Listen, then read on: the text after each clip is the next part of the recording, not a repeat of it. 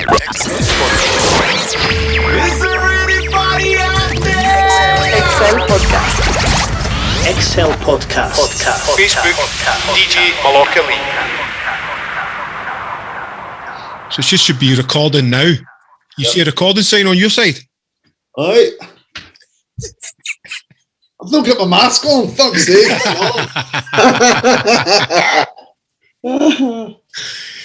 Right, here we go. Right, we'll just kick it right in.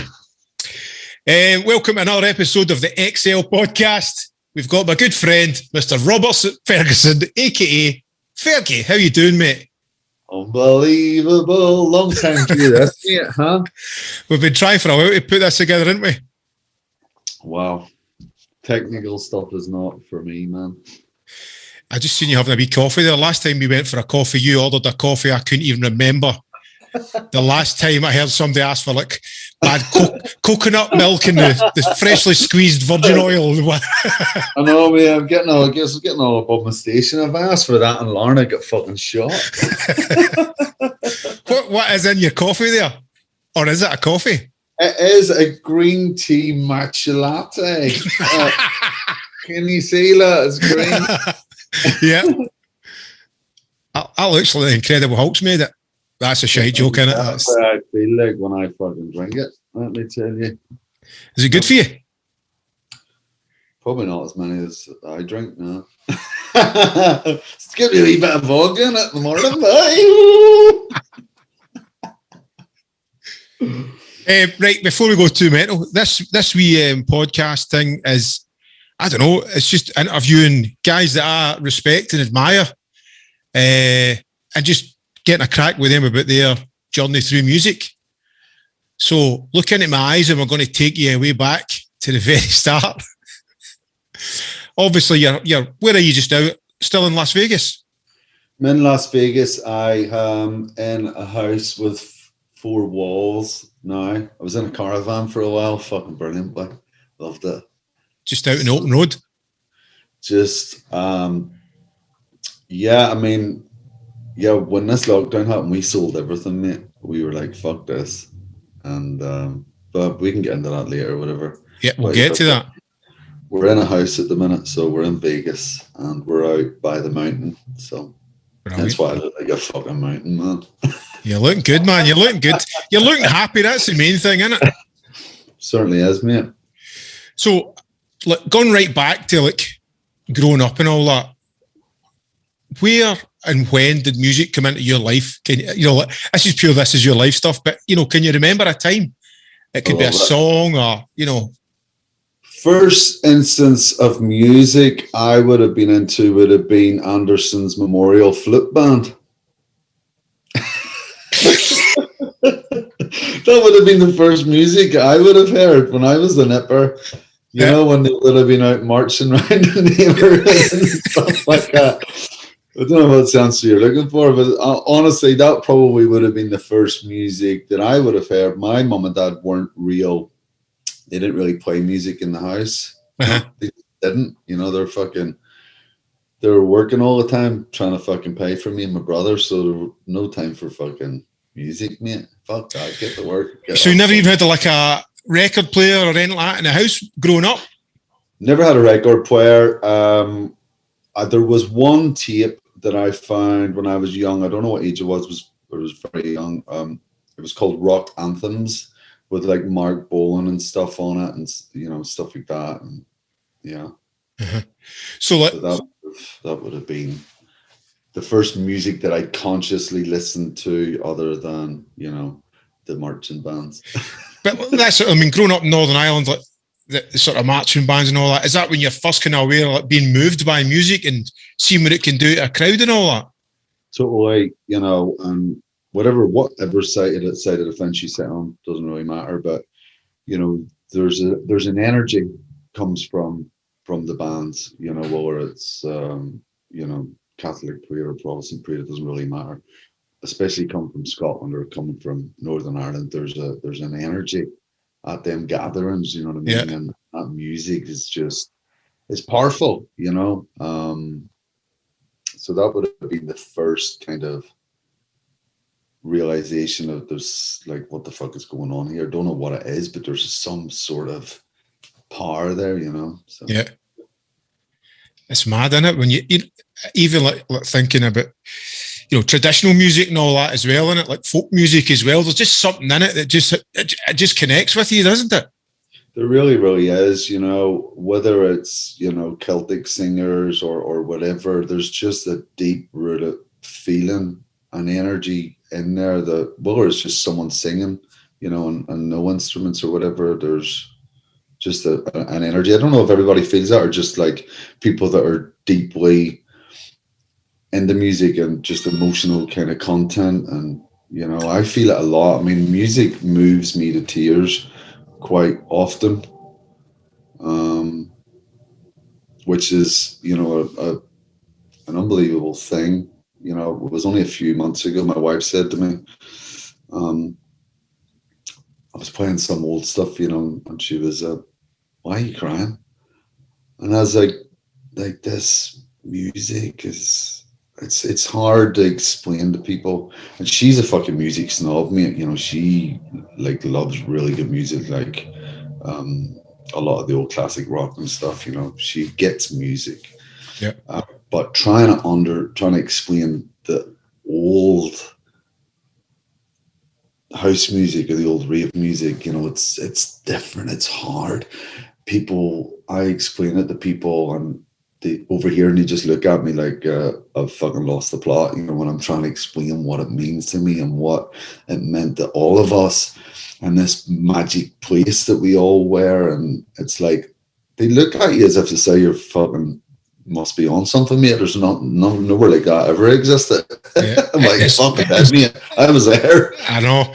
I mean, especially like even when I was like gigging back in the day over in Northern Ireland, I could see like from all the, like I'm talking 91, 92, from all the troubles and all that, once you got to a rave or whatever, there wasn't a question of, you know, religion or anything. It was just everybody like going nuts. And I think, you know, I don't know naively, but I think dance music culture helped mend a lot of ills in Northern Ireland, didn't it? Big time, mate. I mean, there was not one Catholic lived in my neighborhood, and not one Catholic lived in my neighborhood. You know, the Catholic school was behind my neighborhood. I lived in a place called Boyne Square, and the Catholics would have to walk all the way around to go to school. And also, we Protestants wouldn't go to their neighborhood. And it was not because I particularly hated anybody. It was just because that's just the way it was. Yeah. Do you know what I mean? It wasn't, you know, I've got fucking so many Catholic friends, man, and they're all fucking mad bastards. But but you know, at that young age, you don't really know what's going on. Yep. And it wasn't until I went to Hellraiser Rave in 1993. I wasn't even 13 yet. It was in July, 3rd of July, 1993. And I went to see Pablo Gargano, Dream Frequency, Carl Cox, Maurizio Bracani, who's Liquid Brain, and Ramirez. Mm-hmm. And half a trip in me, half a wee trip in me, and half a rap speed. And thought it was brilliant until the bomb scare. They came on the microphone and Stefano's like, Belfast, it's all on YouTube. Belfast, I can have 10 seconds of your time. There's a bomb in the Ulster Hall. Fuck. So we all fucking, the place erupted, and you can hear them all backstage, like, because the microphone's still on, they're all like, where's Carl Cox? Where's Carl Cox? Get Carl Cox out the back doors! Out the back doors! You know, in the big fucking accent. And we all went outside, and you've been back home. So you know what the police armored cars and stuff are like. These are all outside, and everybody's coming outside and jumping on top of them and dancing. Everybody's fucking pure wired up. You know what I mean? They're like, fuck it. And we're not allowed in, and we all think we're not going to get to see Carl Cox. And I remember walking round to the car, round to where my brother's girlfriend had parked the car, and we just put the stereos on, and everybody's coming around, everybody's fucking fucking dancing. And all that, you know, With the boot open and all that, dancing around the car. it's electric. And you know, then a couple of hours, the word spreads around, and we get to go in, and Stefano comes back on, man, and you know, this is a moment, Belfast. This is a moment you've all been waiting for. Make some noise, Carl Cox, and he just started off with Poltergeist, Vicious Circles. I don't know if you know that off that track, but it was fucking. It couldn't have been any better. The place was erupted. Oh man, it was just unbelievable. You know, it was just like people were lying on the floor, absolutely annihilated, and there's someone standing beside you sniffing the fucking dump start, begging to come on, you know what I mean? And it was just phenomenal. Actually, when I first went into the rave, I was really young, and that's my dog's bed there, by the way. I thought it was yours. Listen, man. But I got into this rave before all my friends. I got, like, there was just this big, massive stampede in the queue, and for some reason I got carried in. And I remember walking in the doors, mate. You know, I gave him a ticket, then I walked into the main arena, and I was gobsmacked. I was so scared, I walked back out again. Not scared, excited. Yeah. You know, we have all these things hanging from the ceiling and all the drapes, and the music's pumping, and the laser and the fucking smoke machine and all that. It was just like, oh, fuck. You know, I stood in the foyer waiting for everybody else to come in. I was like, oh my God. I mean, a 13-year-old, man, that must have totally blown your mind. It did, me. And so I had been to the Arena. I don't know if you know the Arena, nightclub in Armagh. It was one of the biggest. I'd already been to the nightclub, but I hadn't been to a rave. It was one of my old friends took me down, actually with Robbie Nelson. It was Robbie Nelson's first night in the Arena. They were trying him out. They were giving him a trial to be resident. Yeah. That's how that was. And I don't know if you've ever been to the Arena, but what used to happen was, just even on the way there, Armagh was always a staunch IRA place, you know. So it was always a wee bit like, you know, us boys bouncing down from Larne, you know what I mean? They're like, a bit of danger. Yeah, even though the guy that was taking me down, his name was Michael Collins. So I don't know if you know your Irish history, but Michael Collins. If you're going to if you're going to Armagh with Michael Collins, you're all right. But you'd be driving down into Armagh, and there would be, you know, like a normal stop sign on the road, but it wouldn't say stop, it would say sniper on patrol. Yeah. And you'd be like, fuck me. So you get to the club, there'd be all these turnstiles outside. We would go in and we'd be waiting there on everybody coming out. Now, back in the day, people were queuing up to get into the club at 6:30, 7 o'clock, you know, because of the licensing laws. You know, it's finishing at 1 o'clock. And what they were doing, mate, they were all coming in. And this is the first club experience I had. They're all coming in and they're all fucking lying on the floor. They're all, every one of them, walking in, lying on the floor. And I thought, what the fuck's going on here? Because a fucking bit mad. And what happened was, everybody would lie on the floor, all, you know, trying to get a suntan. There would be this classical music playing. And the classical music would playing until the club was full. Right? Ah, okay. Then Mark Dobbin, who was the resident DJ at the time, Glee's big brother, would come on and he would give it that it's the weekend. Then he would fucking crack in with a fucking big trance intro, and the light would come out of the ceiling and everybody would just get up and fucking start dancing. Brilliant. I'd never seen anything like that at all. I'd never seen any power of music connecting to people in that instance, or by someone, a DJ picking a song and connecting with people in that way. And it absolutely fucking blew my mind. It was crazy.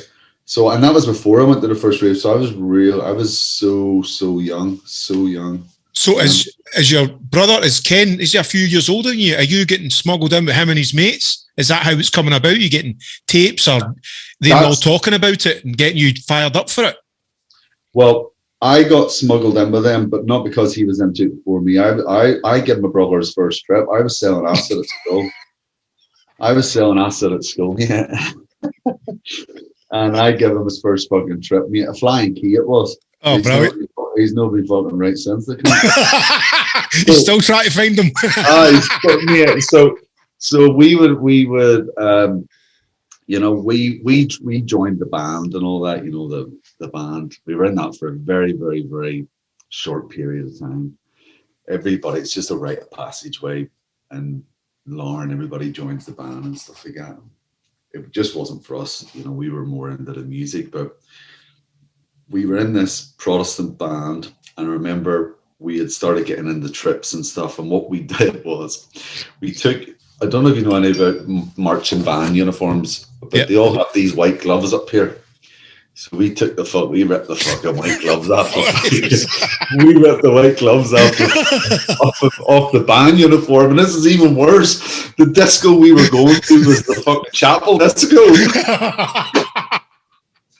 And the first time I went up there, and this is fucking bad. So what happened was I had taken mushrooms, right? I'd taken mushrooms before, but not in this setting. So my friend Andy Ferguson, before we left his house, he racked up this fucking line of white powder, and he told me to take it, and I fucking sniff the fuck out of it, right? So I'm in the fucking disco, and the mushies and all, and the fucking white gloves and all, and we're fucking giving it all the fucking thing. And the strobe light comes on. I'd never seen the strobe light of a light before. And I'm fucking running over to it. I'm saying, it's fucking kicking in. It's kicking in. It's kicking in. It was unbelievable. I was like, fuck me, that's fucking great. Have you got any more? No. I thought I'd be like transported into fucking Tron or something. With this big line of fucking, it was a fucking baking powder or something.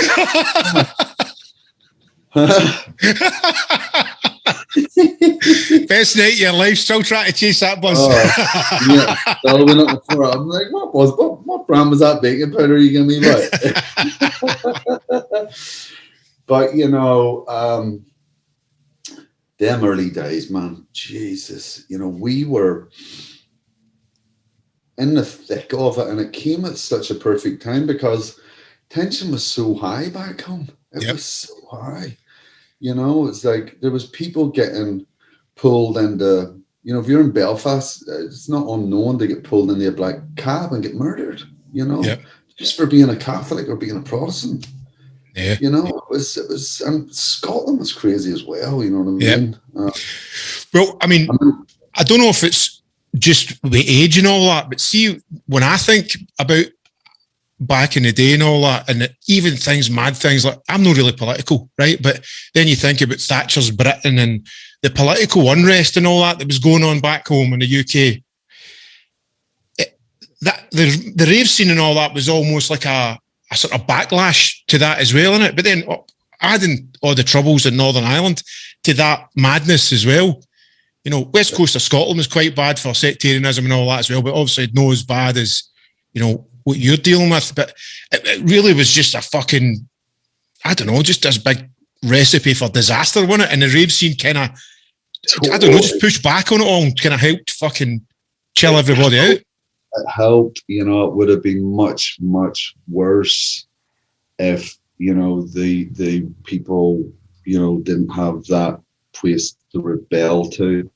It's like, it sounds strange when we talk about how tensions were so high and young guys on both sides were able to show their frustration by fighting or petrol bombing or whatever it was, and murdering in a lot of cases.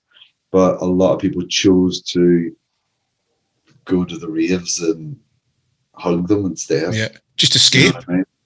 Totally, like, damn, the vibes in these places was unbelievable, mate. It was unbelievable. Probably the first time, even before I was even old enough, because I went to the nightclubs before I was old enough to go to the nightclub. But the first time I heard dance music in a venue that was for dancing was in Butlins and Ayr when I went with primary school. When I went with primary school on a wee holiday over there, and they were playing like Terrorize and playing with knives and all that sort of stuff. And I didn't know what them songs were at the time, but obviously later on and down the line, I'm like, oh yeah, it's that fucking. So when you're kind of your teenage years in it, the rave music's just becoming a thing. Is it chasing the weekend? Right from those first couple of times you've went out, you just went, I want more of this. Is that what's happening every weekend? Are you listening to music then? Are you getting tapes, or where's all that coming from? Getting tapes, mate. Big Cleve Dobbin, absolute fucking hero. You know, I remember I was selling pot as well. You know, I guess, it was like, it wasn't even grass we had back then. It was just like hash, just solid sort of stuff. Yeah, just wee 5 dude. I get a 5 dude. A wee fiver, like. Unbelievable.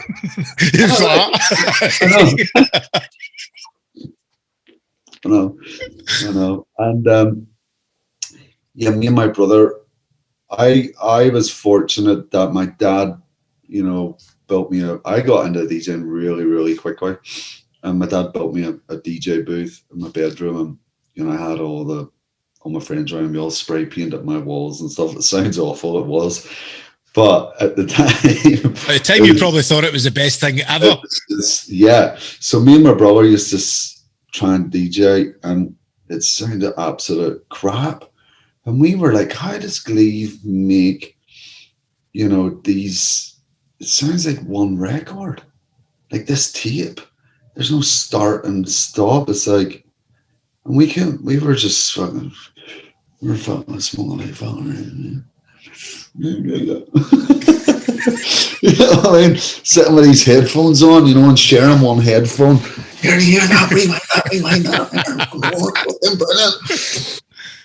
And what we used to have to do as well, there was this radio station in Belfast called AWOL, and it didn't air. We couldn't get it in Larne unless we took my brother's hi-fi out into my mum and dad's front garden and get all these coat hangers and fucking wrap them all fucking around to make an aerial.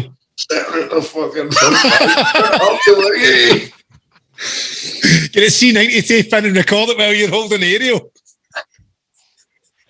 It's unbelievable, you know, and it was so raw. Like even back then, like I talk to young people now about different genres of music and stuff and trying to explain to them, I'm like, there wasn't even anywhere that we knew where we could even buy this music at the start. We didn't even know what it was called. The first time I went to the arena with my friend and Robbie Nelson and I was like, so what was that? And I remember he saying, well, this is house music, and that was kind of like techno. And I'm like, but what? You don't even know why the fuck's it called that. Yeah. You know? Sounded as if it was from the future, didn't it? And like nothing else. Yeah, like I remember watching like Praga Khan on Top of the Pops and stuff, and like Injected with the Poison, and they'd being like, yeah, we don't need that anymore. I'm like, yeah, we fucking do. You know, and I was already done I left school when I was 12, so I was just DJing every day, mate. You know, just on a sort of makeshift set of decks that your dad had got you, or with the pitch control, or yeah, I started out with my first set of decks with the Cloud 9 all-in-ones. You know, where it had just the 2 faders, and it was belt drives, 33 and 45 BPM, had a wee fucking light and all on there, that fucking shit.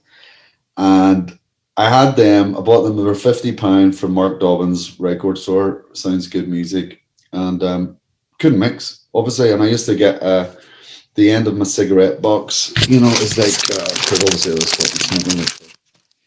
I used to get the end of my wee cigarette box, and I get the wee bit of paper like that, And I used to jam it in between the 33 and 45 and give me a wee bit of variation. That's what I thought. Okay. Still sounded like fucking shit. So whatever, every time I played a track, it's like fucking big spin back, mate. You get her going, you. But then what would happen would be, because of our belt drives, the elastic band would fucking come off. Yeah. Bring yourself, humble yourself back down again. You're going to take your slip mat and all off, and your fucking platter, and get your elastic band on. Get your fucking elastic band back, get the slip mat back on. Fucking spin back the next one. And that was the extent of it. And then I got Technics. I got my first set of Technics, which is the only possession that I still own now. The very same ones from you had as a kid? Very same. Brilliant. Yeah. What kind are they? 1200s. Brilliant. And did you feel like these are the tools then to do the mixes? Was you making tapes up for mates or selling any tapes, or was it? Still couldn't mix. Right. Still couldn't mix. Had too many options then, didn't I? With the fucking pitch control, I'm like, yeah. And I done one mix. The first mix I ever done. I remember my brother was lying on my bed. I was in the DJ booth, and I'd done this mix. He had a broken leg at the time, and I'd done this mix. I'm like, you fucking hear that? Did you hear that? And it was fuck, is it Hannah Brown? Jocelyn Brown? Jocelyn Brown. Was it Hannah some Young Hearts Run Free? Oh, who done that? Young Hearts Run Free. Wow, God.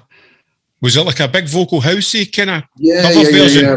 It was like way out west, done a dub of it and stuff, and they done like a dub and he done a normal remix, and it was actually the two way out west productions that played together. Bum bum bum ba-na-na-na, dun, dun, yeah, yeah, oh man. And I couldn't do it again for about 3 months after that. I was ready for suicide, mate. It was just so depressing.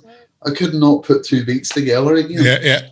And it was just like such a raw time, just with so much determination and just so much want. I've never had so much want for anything in my life as I did when I was a kid doing that. Yeah.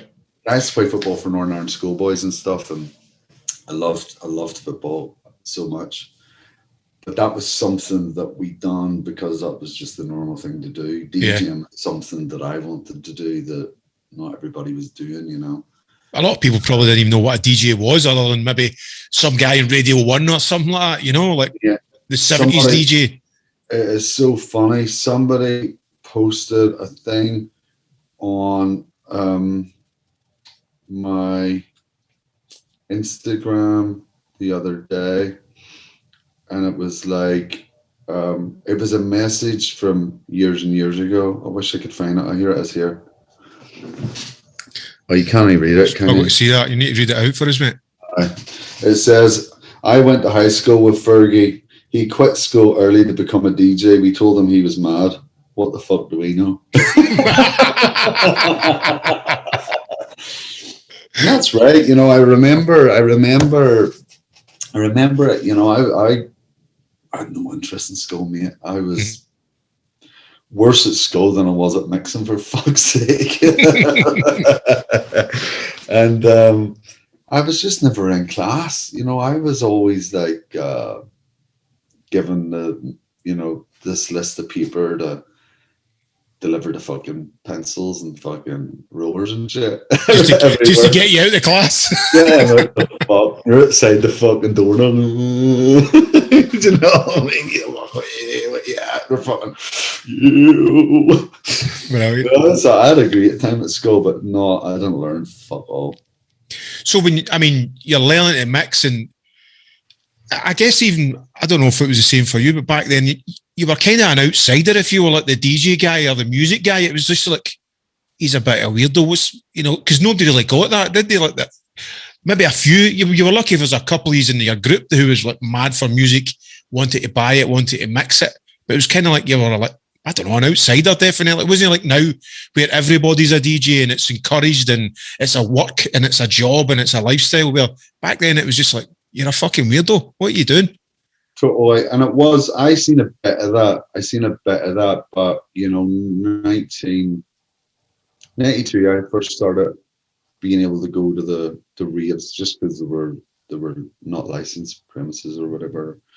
But then, you know, you guys took over the scene massively. Like, I remember all my friends were ultrasonic, fucking mad, getting mad with it, like just fucking. So that really, that point in time, and you know us yourself because you were involved in it, you were spearheading it, but that just elevated the whole young youth culture. Yeah. Massively, because that energy of the music was even more what the young people wanted. You know what I mean? Yeah. It's like we got a taste of, you know, this new music. Like I've been collecting old stuff here, like a Homeboy Happy and Funky Dread and your PKA Temperature Rise and all that stuff. So that was my initial getting into that sort of stuff, but then that was still very growing up music. Do you know what I mean? In terms of that's what older people were doing. When the harder stuff came, then we're like, oh my god, this is fucking it's fucking losing your shit to it. Do you know what I mean? It was just an easier and more enjoyable way to get right into it, I guess. You know what I mean? I suppose, do you think maybe there was an element of, like, you know, there's DJs from Scotland, Ireland, and bands from Scotland and that, and you're going, if they can do it, and they can do it here, this is folk who are like my age, or, you know, it was like that, maybe the harder stuff that it spoke to you because maybe it was like people your age, or, fuck, I could do some of that, man. We didn't think on it like that. We thought, certainly me, I never thought of me as being like, I can do that. It was like all you guys and all these people that were in the scene were like these mega stars. You're never going to be able to reach that. It wasn't even a thought in my head to be that. It was just wasn't even that conceivable, like you ever could be that. Mm-hmm. It was just, can I play this music with my brother, and can I listen to this music, and you know what I mean? It was just, there was nothing, it wasn't any bigger than that. That's like was consuming me, like just that part of it. Do you think that's kind of maybe is that kind of Irish Scottish mentality when you're not really, I don't know, it's almost like you're scared to chase your dreams at that age, or you know what I mean? Or nobody's encouraging you, or you don't think it's possible because you're just from a wee town or something like that, and you're not from London or. Totally. There's a big part of that, and it's there's definitely a big part of that, and it's part of why it kind of meant so much as well when it did start happening. You know, when you start getting the wee bits of word of mouth about and stuff like that, and you know what your crew really get behind you. Like they were loving it when I started DJing. Just my wee mates, like even though they used to fuck me off, because let me tell you. My name was going to be DJ Destruction.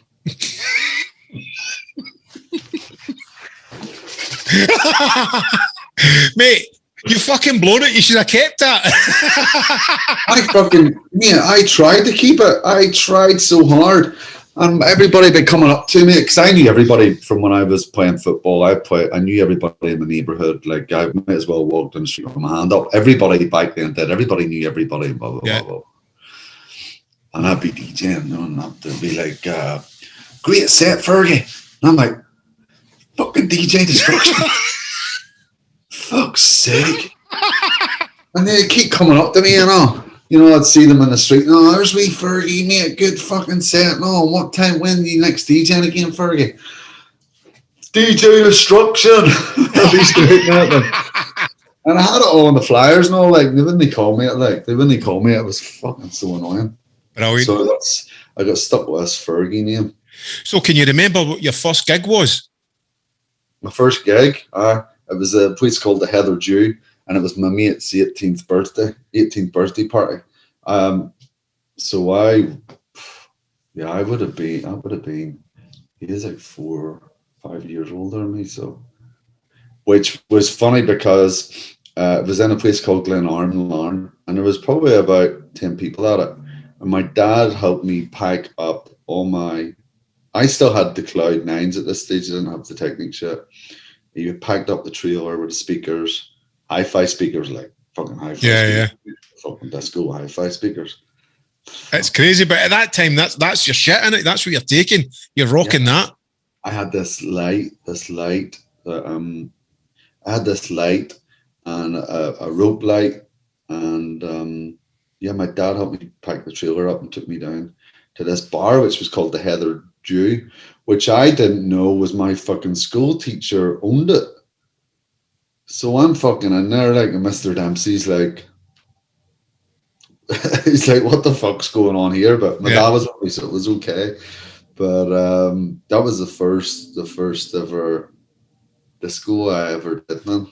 Fuck me. The first actual vinyl I ever touched was that fucking track In the Jungle, The Mighty Jungle, The Lion Sleeps Tonight. I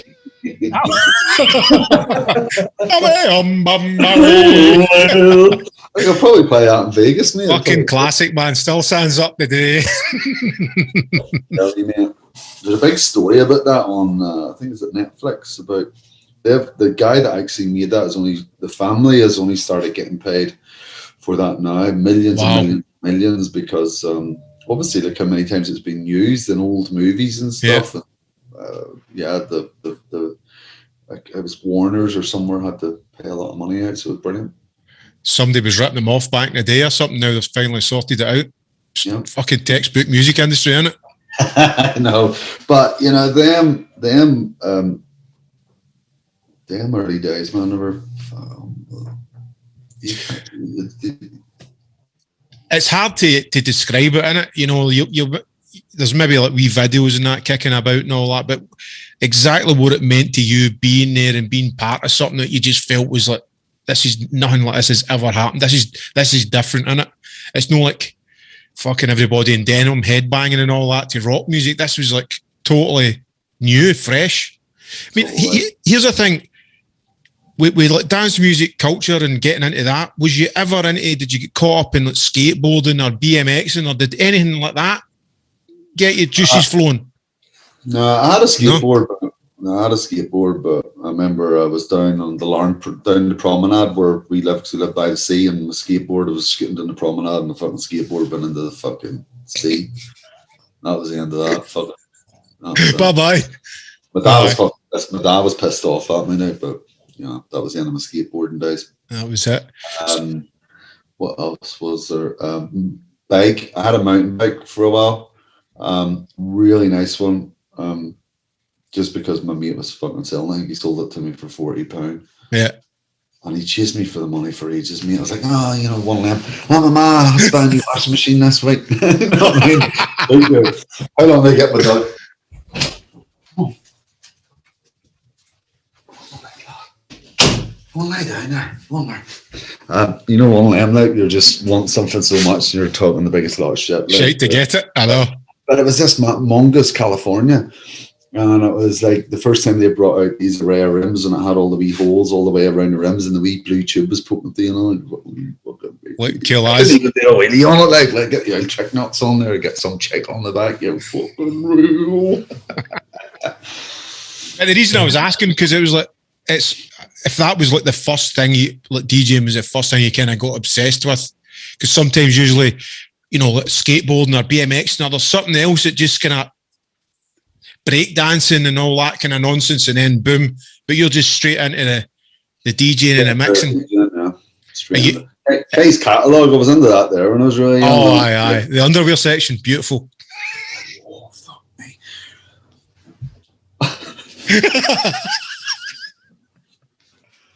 Unbelievable, boy. I love it. Because you could get your hands on a case catalogue, because any like Scud Mags usually find them up the country, ripped to shreds next to old empty beer cans and all that. Fucking stuck together and shit.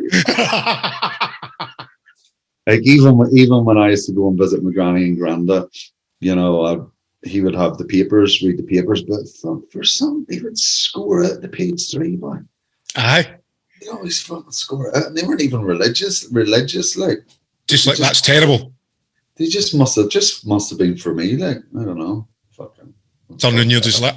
I'm like, fuck, granda, come on, fuck here, pick you as that fucking Daily Star over, you can't. Just page 3 and all of it. But is the DJing getting more and more, and is the gigs getting more and more? How is that building?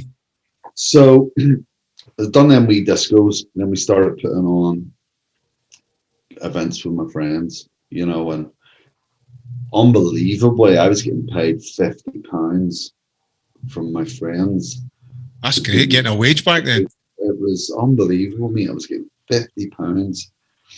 That's a lot of money as well, isn't it, when you think about it? It was, because I was selling trips at the time, and I was only getting £1 for every trip that I sold.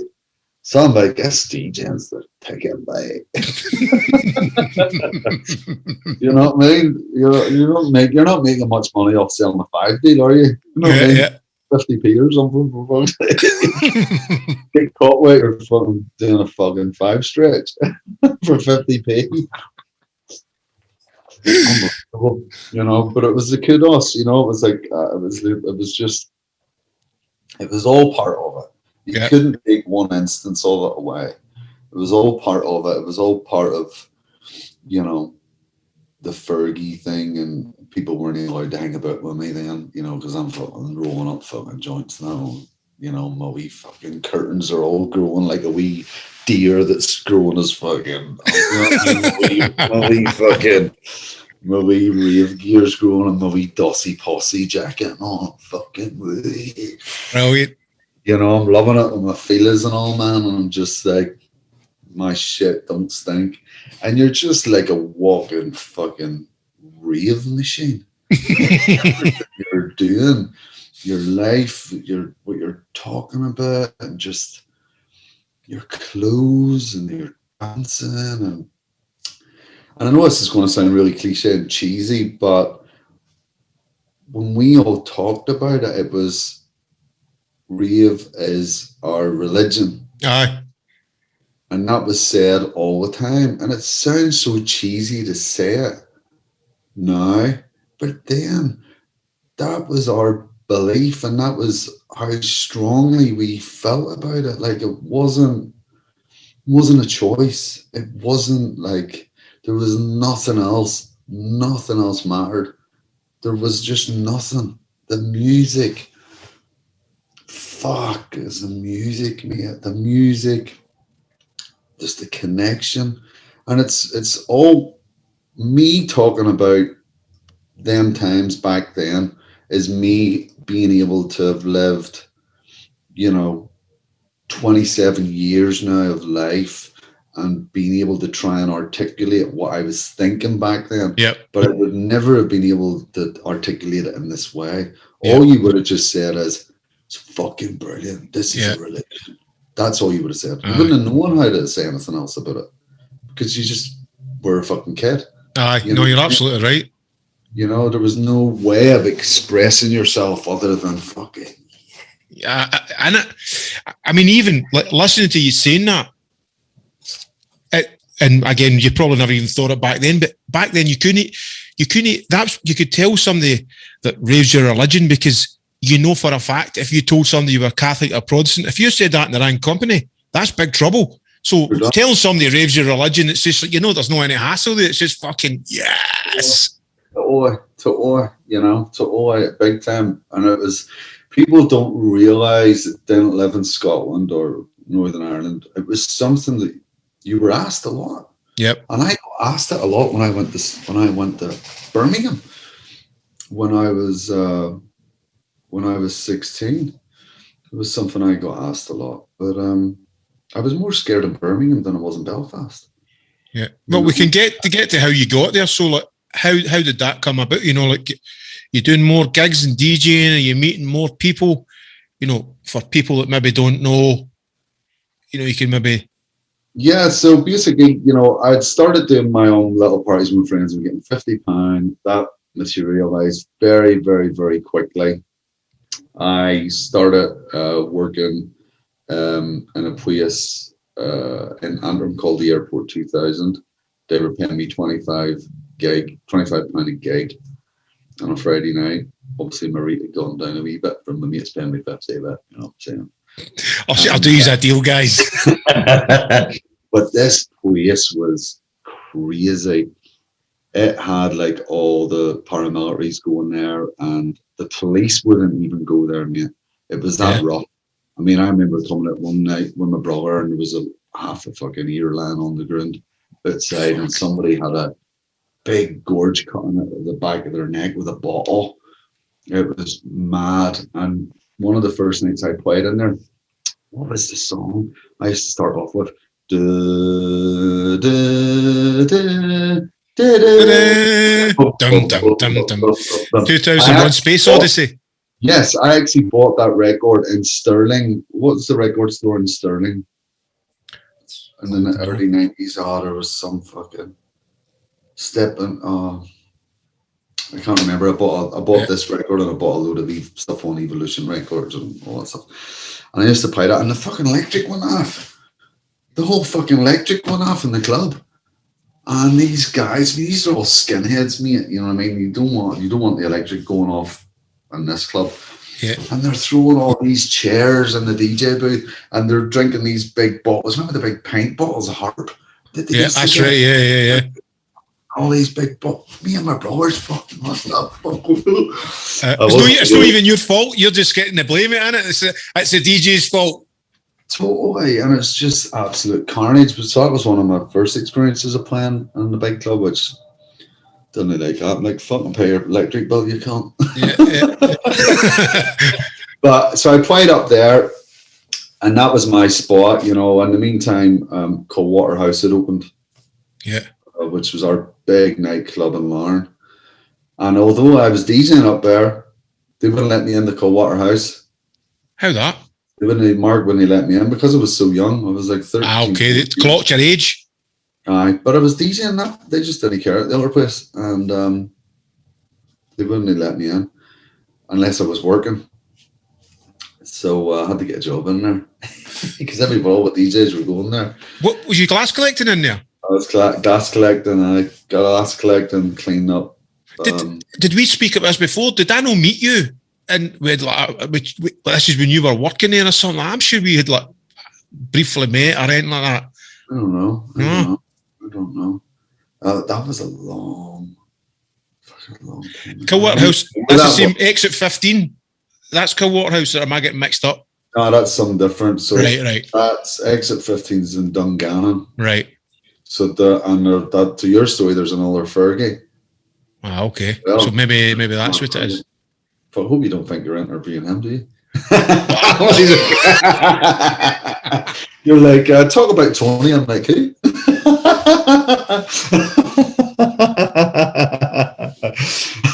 You're like, oh no, my man, but no, so I had to go and work in this place collecting glasses and bottles, and you know, we were then getting exposed to, you know, people like Danny Rampling, Paulo Confold, who they fucking spelled his name wrong on the flyer. They called him Paulo Confield. Sure, he wasn't happy with that. But, and I didn't know there was a spelling mistake on it. They told me. I would never fucking known, mate. Yeah. But people like Terry Marks were playing there. Do you know Terry Marks from, was he from Power Promotions? Yeah. I wasn't aware of him as a DJ, but I know the name. So you're getting more eclectic mix of DJs, not just like, well, I mean, you've grew up with some good like Gleave and stuff like that, you know, but this is it's a wider range of DJs you're getting to. Yeah, we were getting the music was, it was getting a bit more eclectic, you know, and the scene was growing as well, you know, and Gleave was obviously playing every night. You know, Gleave, Robbie Nelson. They were the kind of the main guys. Steaky. A lot of local talent like Heel Hooks, Eamon Began, Jacko, Glenn Malloy, Jordy Parker, all these guys, phenomenal DJs from back home. Matthew Roberts, you know, Dream Frequency again, Ian Bland, and the crew. They played a lot. They were fucking cult. Yeah, amazing. They were cult. You know, that song "We Are One Nation," when they played that 1992 in the Ulster Hall after, you know, the bomb scare and all that, and everybody with hands in the air. Amazing. It was much more than just a song, wasn't it? It meant something. You know, everybody's their hands in the air. You know, some people having to head on that, putting the fucking bag of glue down. Hey, we're ready. Fucking all their hands are stuck together.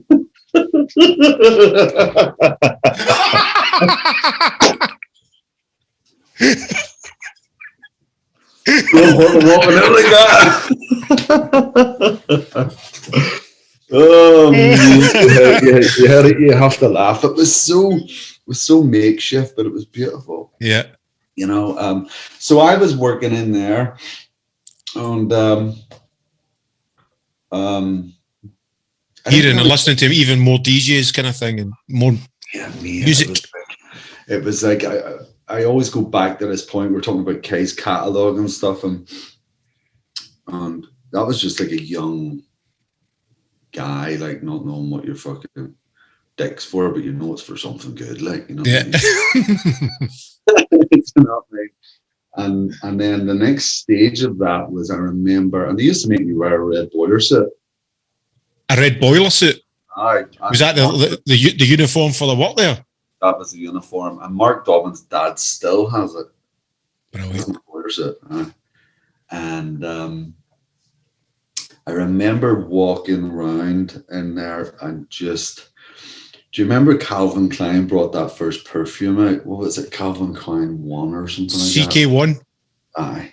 And it was the girls at the time were wearing, like, you know, the wee short skirts and the big long socks and all. Yeah. I'm walking in there and they're like, oh yeah. You know, you're just horned up, mate. Yeah, you know, yeah. Everybody's chewing the face of themselves, like, and you're just like, oh, wow, she's hot, fuck. You know, and you're just looking at these people, like, and you're just in the middle of this. I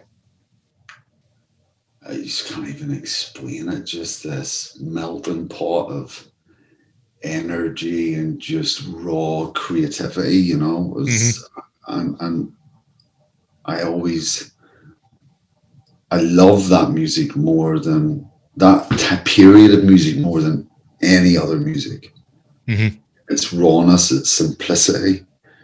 You know, it's like people making stuff and they don't really know what they're doing, but it sounds fucking good. Yeah. You know what I mean? And they're no fading in their fucking hi-hat. It's just crashing through the window. Yeah. Oh, yes, that's it. That is it. That's like that's the magic fucking pushing, like, you know what I mean? So I was just being exposed to that at such a young age, and obviously that's where I ended up meeting Tony. How did that come about? Is he coming over as a guest DJ? We're talking about Tony the V, aren't we? Tony the V. So he was coming over a lot. He was playing at Kelly's and stuff like that, and he really started making a name for himself in 95, 94, 95. And Tony had been DJing for years before that. Kind of more on the gay scene, you know. And but with his productions, you know, 99 Floor Elevators Hooked and Burning Up and all that, he started getting more well known and stuff, and obviously Trade.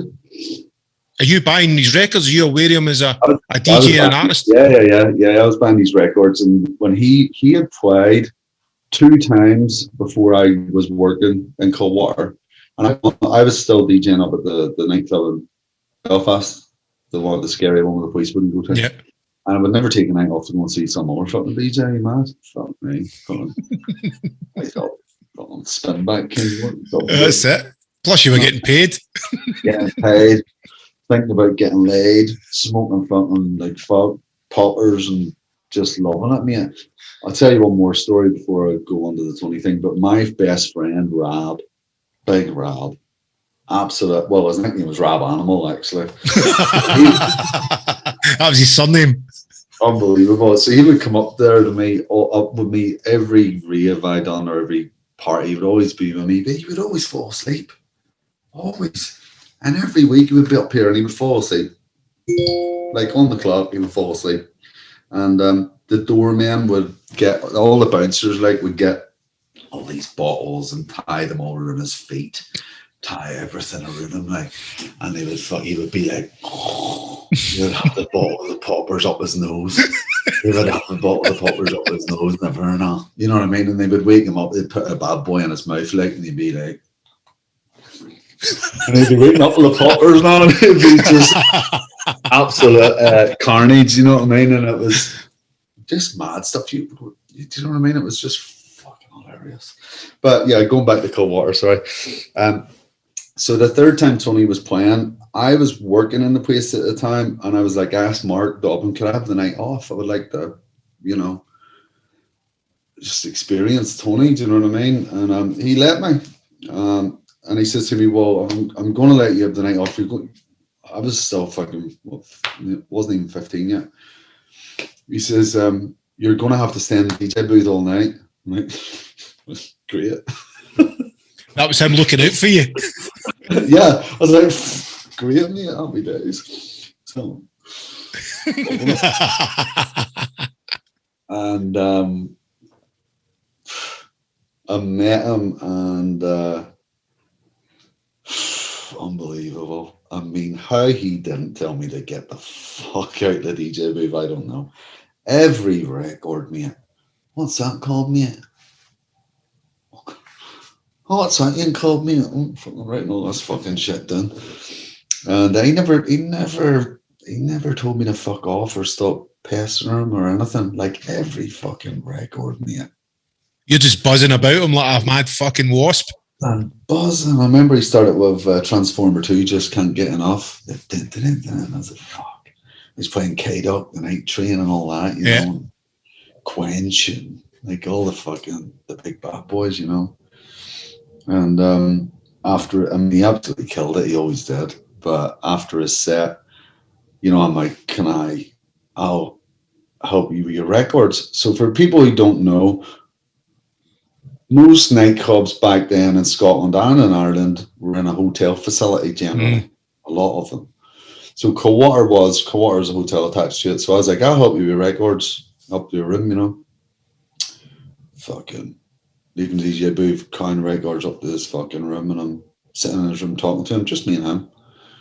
And he thinks it's unbelievable, but that I'm DJing and that I'm so knowledgeable about the music and into his music and blah blah blah blah blah. And we were just talking for ages, and then I ripped my t-shirt off. I took my t-shirt and all off, and I'd been in a bad car crash, you see, and I was off school for 6 months, and that's why I never went back to school. Nobody even came and asked me, where are you?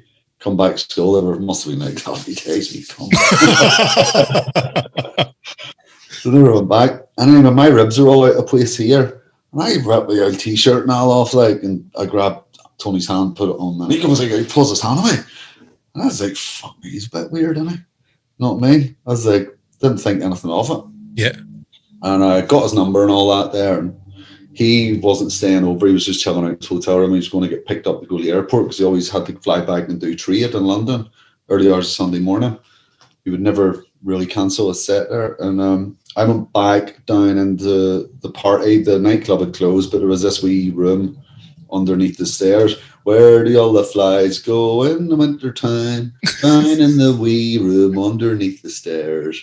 That's what Mark Dobbin's dad used to sing when he wanted to have a wee party after Coldwater. And it was only the wee close circle would go in there, into the snug.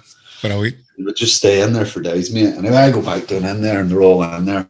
And I open the door, and they go, "Oh, here we go, Fergie the faggot magnet." And I haven't a clue what we're talking about. No clue, mate. You're not walking about in Larn meeting any guys, mate. They're just, you know what I mean? Especially at my age. Yeah, you're probably not even aware of what it is. You know, you don't even know. No clue, mate. No clue. And that was, you know, I hung out down there for a while. Nothing really was said about it. And then I was phoning Tony probably 3 or 4 times every day. Just buzzing, want to know more about the music, about, wow, you're a DJ, how do I do this? And all of that, you know. I mean, and he's picking the phone up when you're phoning him? Every time. That's amazing, isn't it? Pick the phone up every time. The funny thing about it is, you know, somebody told me about if you had this kind of old hand. My mum had this phone and you just put it down. There was a wee button on it here and you just set it down and then that was it. It wasn't like the ring one.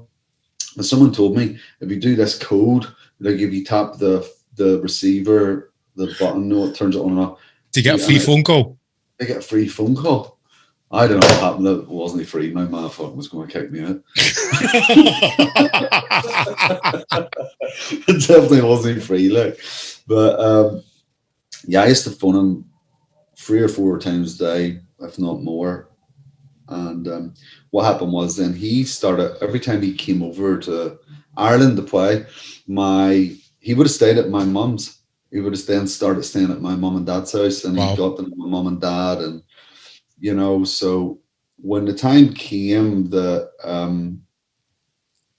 you know, he asked me to go over to England for a week, it wasn't like my mum and dad were sending me off with this fucking raving queen, you know. Yeah. We knew him, you know what I mean.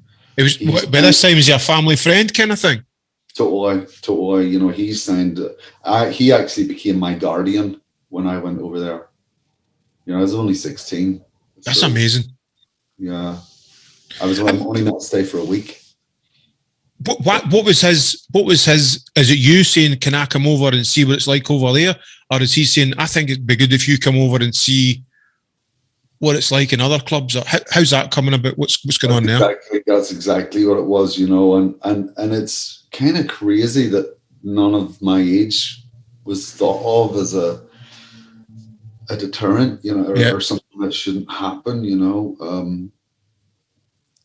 It never really was for my mum. I mean, I got taken out of the Network Club in Belfast. Do you remember the Network? Yeah.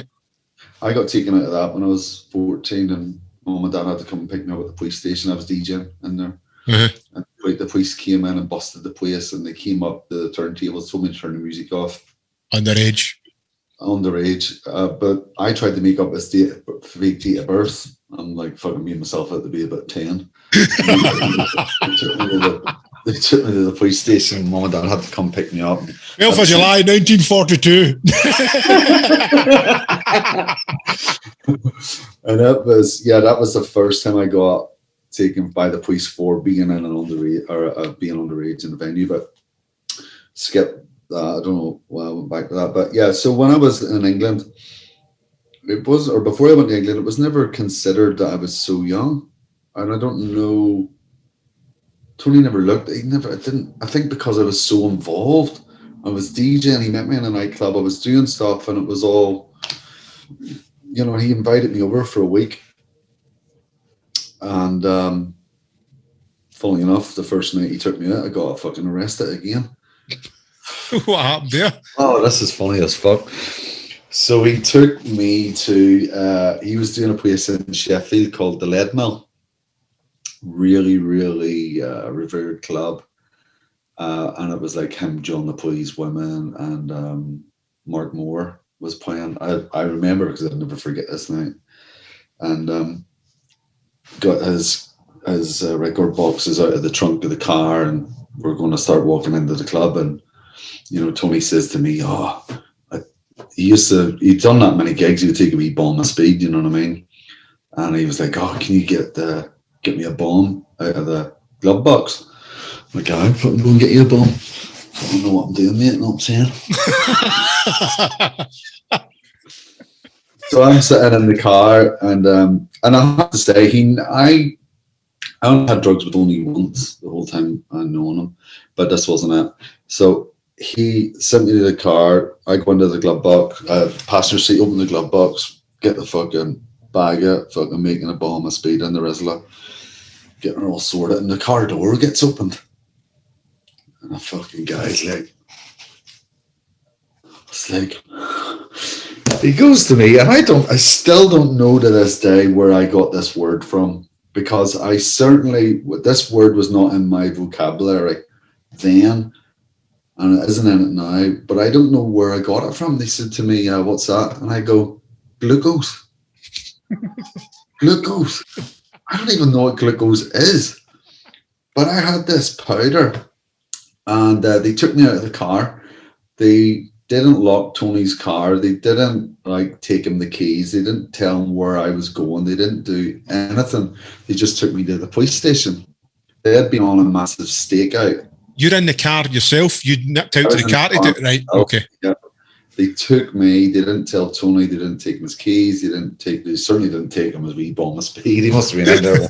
Where's that wee fucker? He's thinking that he's going to come out and fucking dancing in the car or something. And took me to the police station. And remember, back in the days, you didn't have a bank card. You had no ID. Who knows who you are? Wasn't a thing. I don't even think you could have a bank account in them days when you were 16. And I don't know, I certainly didn't have one. Maybe my mum just told me that. But so they couldn't prove who I was. They're like, how can we prove who you are? I said, call my ma. And I gave my ma's phone number, and right enough, they called her and explained the situation. And obviously everybody has to be really fucking pissed off and all this here. And then they eventually told Tony, and Tony had to come to the fucking police station. He busts in the doors, fucking shouting his head off at me, like so disappointed. Yeah. And I'm just having the whole fucking knuckles are trailing on the ground. I'm like, I'm sorry, and all this shit. I got off with a caution because obviously I was so young. I couldn't actually be arrested. So Tony we leave the police station, get into the car, and he's like, thank you. It's obviously I didn't grass him up. Mm-hmm. And that was some night, man. We went to Progress after the lead mill, and then we went to Trade. And fuck me, yeah. That's insane, isn't it, man? It's just... First night. At any point, things could have just blew up in your face and you'd have been back home, you know what I mean? Well, I was meant to go back home, and what happened was there was the ceasefire broke. There was a ceasefire when I went over to England. 1996 was a ceasefire, and the ceasefire broke while I was in England. And Tony's seeing all this stuff on the news. It was normal for us, you know what I mean? It was. Yep. And he's like, I think you should maybe consider staying. I'm like, yeah, cool, brilliant. So that was the end of that. I never went back. Called my mum. Tony called my mum and said, listen, explain the situation to you. Maybe Robert's having a great time, and I think he could learn a lot and all that fucking shit. Could stay here with me. I'd look after him, and that was it. And he's really just, he's almost became your father, really, isn't he? He's looking at a friend, obviously, as well, but a father figure. He's obviously feeding you, clothing you. Yeah, him and his boyfriend Andy. Andy's still one of my best friends to this day. But that was it. I was staying in that house. I was going to all the gigs, and fuck me, one of the times. So it was always tasked between me and his boyfriend to load the car up with records. Maybe me one time and him next time, or whatever the fuck it was. Fuck me, the cunt never put the record bag in. You didn't? He didn't. He still blames me for it first day. I wasn't going with them on this weekend, and I didn't load the car up. Anyway, I'm at Subway City, this rave in Birmingham, absolutely off my big, clean off it, and I get a phone call. Fucking Tony's at Trade. And there's a record at Trade. He had a bag of records that he only played at Trade. You know what I mean? Because he was doing a lot of Money Pennies and Cream and Progress, and all these were more straight than gay, but when he played at Trade, he had his Trade bag that was just for Trade. That bag wasn't in the car. Fuck me. They made me go to the fucking house and get this record bag. and get on the fucking National Express bus. I wasn't going to get there in time for him to do his trade set, but I had to get meet them at Heathrow. Mate, I'm not joking. I chewed half of my fucking lip off. Half of it from being worried, so worried and so sad because Tony was so furious and I was off my nut. Did you feel, even though it wasn't your fault, you felt as if you'd let them down, sort of thing? I was kind of at that stage. I was just like, when you start really like, oh, it wasn't even me. It wasn't even going way on the trip. I wasn't even putting the bag in, but. I understand why Andy blamed me as well, because it was easier for him. He had to go and spend all the time with Tony. He doesn't want to be in the doghouse, you know what I mean? Yeah. I understand. I would have done the same thing myself. But that was a really, really, I was in the doghouse for quite some time. And then it kind of, I had a great time. Tony was getting me a lot of gigs and there was a lot of resentment. I was going to get into that. Not so much resentment, but so you're over there.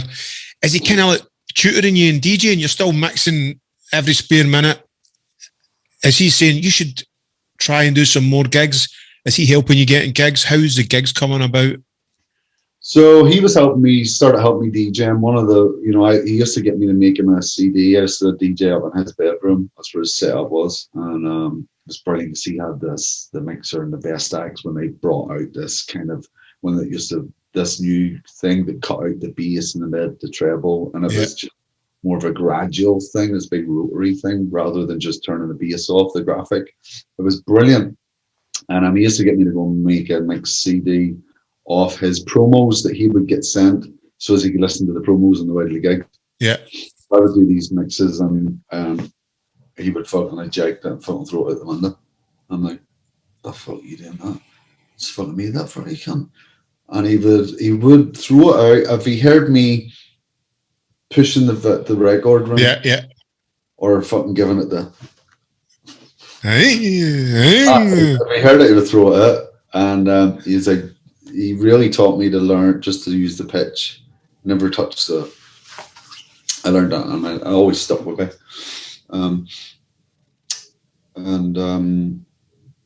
So he was really, really supportive. Then he kicked me out of his house. I got kicked out. Fuck me. What? Why? Oh my God. So anyway, I was getting me gigs and all the tension was building. All the local DJs were hating me. Obviously Tony's fucking shagging me or I'm fucking giving him free blowjobs or something like that. Right. So it's just jealousy and just fucking tittle-tattle and all that. All that. And then I'm Irish as well. And there wasn't a great feeling for a lot of Irish people in Birmingham at the time with all the IRA bombs and all this fucking shit. And it was just anything they could be bitchy about, they were. And what happened was my job was to go through the promo records for Tony on a weekly basis. Pick out the winners for him. Aye, go pick out the winners for him and, put all the doubles to the side. Now, he used to have his best friend, Alex, real bitchy queen. Yeah, I get on with him, but he's a real bitchy queen, and Tony and him were best friends. That's what his job used to be. He used to do that. Then he would take all the doubles and take them down to the local record store, Hard to Find, or Global Grooves or whatever, and sell them. Yep. But when I came on the scene, then I was doing it. Tony said to me, whatever tracks you put in my pile for the A list, if there's any doubles, then you can keep them. So I'm keeping all these doubles. And obviously that's cutting into Alex's fucking pocket. So he told Tony I was stealing stuff. Ah, fuck. He told Tony I was stealing stuff, and Tony kicked me out. He kicked me out, and I went back to England. I went back to Northern Ireland. I flew back, and I thought that was the end of it. Was that kind of messy fallout? You obviously tell him it was you. He's made up his mind. Like, it's came out ahead. Are you just fucking gutted? Go back home? Gutted. I was back home. Flew back home on a Tuesday, and I was meant to play with Tony at a gig. It was going to be the first gig we were playing together in Burton-on-Trent, a place called The Refinery. and that was booked for the Thursday night. So I was devastated. I was absolutely devastated. And, you know, Tony was very, very distressed when he learned I had flown back home. I don't know what he thought I was going to do, but he was very distressed when he heard that I'd flown back home. And he called my mom, and he called me, and he said he still wasn't like being. Can you hear my dog snore? I was wondering what it was. I thought, is that a fucking aeroplane? Is it your dog snoring? But yeah, he said, you've got a gig on Thursday night and you better be here. That was it. That's all he said. So I spoke to the promoter, who was a guy called Mad Dog Matters.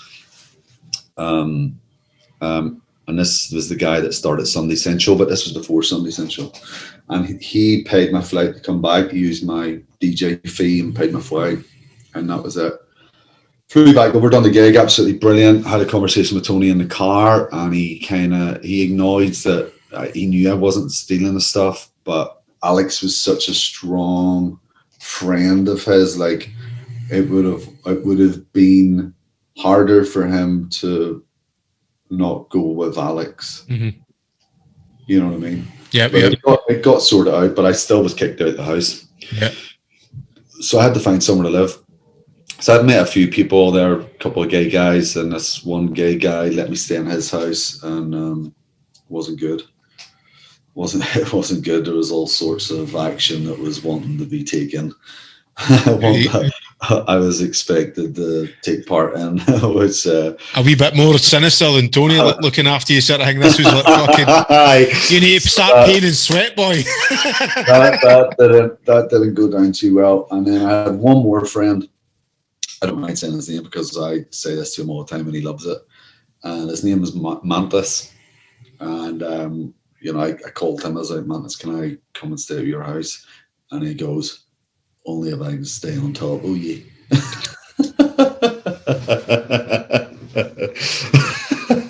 You're like, so my career's in the balance here. But I was lucky. Nothing ever happened like that. But I stayed at that house that I was originally in one more night, and then I seen Tony and spoke to him, and he put me in a bed set. He got this bed set for me. You know what a bed set is, right? It's just a room in a house with loads of other people staying, and he got it done up for me nice. And he just said we needed to maintain this kind of friendship, but have a distance. Otherwise, it's not gonna work in the right way. So I had to go and get a job. Then I was packing nuts and bolts in a factory 5 days a week. I was getting like £60 a week.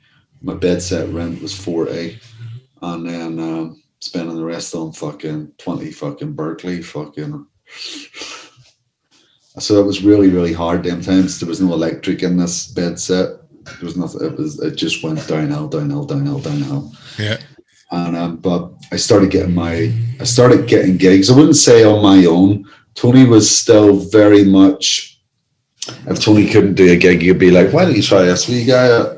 You know, so he got me. Miss Moneypenny's done a gig on a Tuesday night called Jelly Baby, and they tried me out there, and I absolutely fucking annihilated the place. What kind of stuff are you playing then, Ferg? What's the kind of in your bag at that point? Playing a lot of Sharp Boys stuff, like a lot of early good hard house stuff that wasn't like Kill Your Mother and Father. It was like, you know, 137 BPM. Sounds fast now, but back then that wasn't fast. Yeah. You know, just good fucking, like even playing some Arne van Helden remixes, you know, Tori Amos, Professional Widow, like stuff like that, you know. You know, your BBEs and stuff like that, like just a mixture. And just fucking killing it, mate. And I started getting wee gigs that got around Birmingham. Birmingham at the time was so much stuff going on, you know. Then I was doing Decadence, and then I was doing Miss Moneypenny's. Fuck me. I remember one time I warmed up for Green Park. Fuck me, like, what the cunt must have wanted to kill me. Like, I'm playing.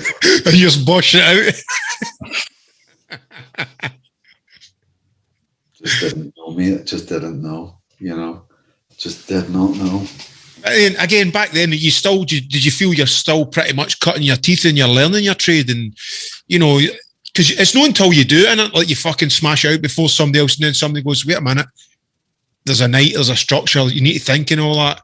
You need to make the mistakes to learn, don't you? Well, the hard thing for me was Tony never said to me ever, like, when I had played with him a lot after, the first time, and once I came back to England, he never said anything to me. He would actually like give me the best records to play. He's like, play that, that's fuck, they're gonna love that. Do you know what I mean? Like, I remember I went to Gatecrasher with him one time, and when I first came over, I was still 16 at this point, and Tony had to go and play trade, but he never told me what was going to happen. He had to go and play trade, and he had arranged for someone else to take me home, and he was stopping his set 45 minutes early in Gatecrasher, and he was like, there's a bag of records there for you. I've left you all the good stuff. Don't fuck it up. Amazing. Fuck me. Okay. And I remember that story, not because I would forget it, but there's so much stuff happened. But someone mentioned it to me last week on the internet, and I was like, they were there. And I was like, fuck me. Okay. So fine. This is his set. He's ending his set early and just handed it over. You didn't even know this is happening. I put you a bag of records together there, left you all the good stuff, don't fuck it up. That's what he says. That's fucking incredible, isn't it? It's as a grown man now, Ferg, right, looking back at that, what are you seeing? Is he mentoring you? Has he seen something in you? What's the angle there? Big time. I mean, he seen something in me, and he was just a fucking lovely guy, man. He was just, I don't know. I don't even know what it was he seen in me, because there was loads of guys like me. All the wee boys, well, maybe they weren't as into it as me. Okay, well, maybe I'm just fucking explaining the reason here as I'm saying it to you. Like, there's loads of people like me. Maybe they weren't into it as much as me. Yep. And they weren't as young as me, I guess. Okay, well, there's the reason, I guess. I was just fucking besotted by it. I was just... Yeah, he's seen the fire in your eyes, hasn't he, man? He just... And, yeah, that was an unbelievable experience. But I remember, I'll tell you, one time I was playing with him at Sunday Central, and this is before I became resident. The original residents of Sunday Central was Andy Farley, Lisa Lashes, John Snakehips, Paul Kershaw, and I was desperately wanted to be a resident, but they wanted Tony to play, and he was doing gigs for them here and there, but because of what happened in the past, he wasn't saying to them, you need to put Ferg on, so I was going around Birmingham doing the bars and doing little different stuff and making a wee name for myself, and then they put me on. They put me on this gig with Tony, and the Sunday Central, mate, just to set the scene, this place was fucking crazy. There'd be people coming in that had bought a toilet from B&Q that would be walking about this toilet and a fucking toilet seat in them. There would be people that had brought in a basketball net and would just be walking about this fucking basketball. There would be people, this is no word of a lie, when Jules used to play, there would be people used to come in sleeping bags, and when Jules went on, they would pull the sleeping bag up and land the dance floor. Just anything to freak everybody out. Just mad. It was mad. It was absolute carnage. So it was just crazy, mate. It was crazy. And I remember this one time, they give me a gig, and the music I was playing, like I was playing the old Brainstorm stuff that I first heard in the raves at Belfast. Come on in, spin it up, Jaha, come on. All the old special techno EPs that were called Pop the Bass, Pop the like, and I had got hold of all these vinyl, and I played all that stuff. And I was playing before Tony, and then John Kelly was on after Tony.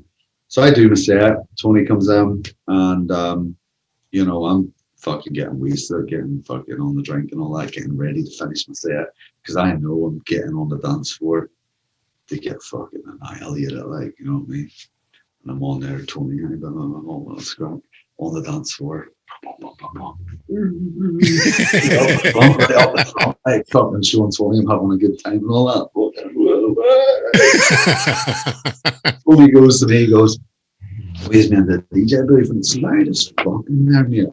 He calls me in the DJ booth and he says something to me and points over, in the DJ booth. For some reason, paranoid at the not, I thought he fucking says to me, I go and start getting all the glasses and bottles and taking them out of the DJ booth. I go up to the bar and I get, the old beer mats. They used to get the old beer tags. Yeah. Getting throwing the water on it, and I'm waiting everything doing the DJ booth. And in the ashtrays and all that. He goes, "What are you doing?" I said, "You're telling me to clean the DJ booth." He says, "No, John Kelly's cancelled. You're on next." And I'm like, "What the fuck?" So anyway, I'm fucking shitting at me, and I'm going through my records and all that there, and I'm like, "Oh no, this is like, oh shit." And the promoter Mad Dog, like everybody in the club, they could see I'm clearly really enjoying myself. Too much. Totally, and Matters didn't want me to put a record straight on. He wanted to introduce me and take Tony off and stuff, because it was Tony's first time doing it and that, and he just said loads of good stuff about Tony and said loads of good stuff about me, and I'm having to fucking put my hand on it because my fucking chin's going like fuck, and he fucking he pulls my hand away and puts my hand up in the air, and he's saying my name and all, and I'm fucking like smiling like fucking my chin's like and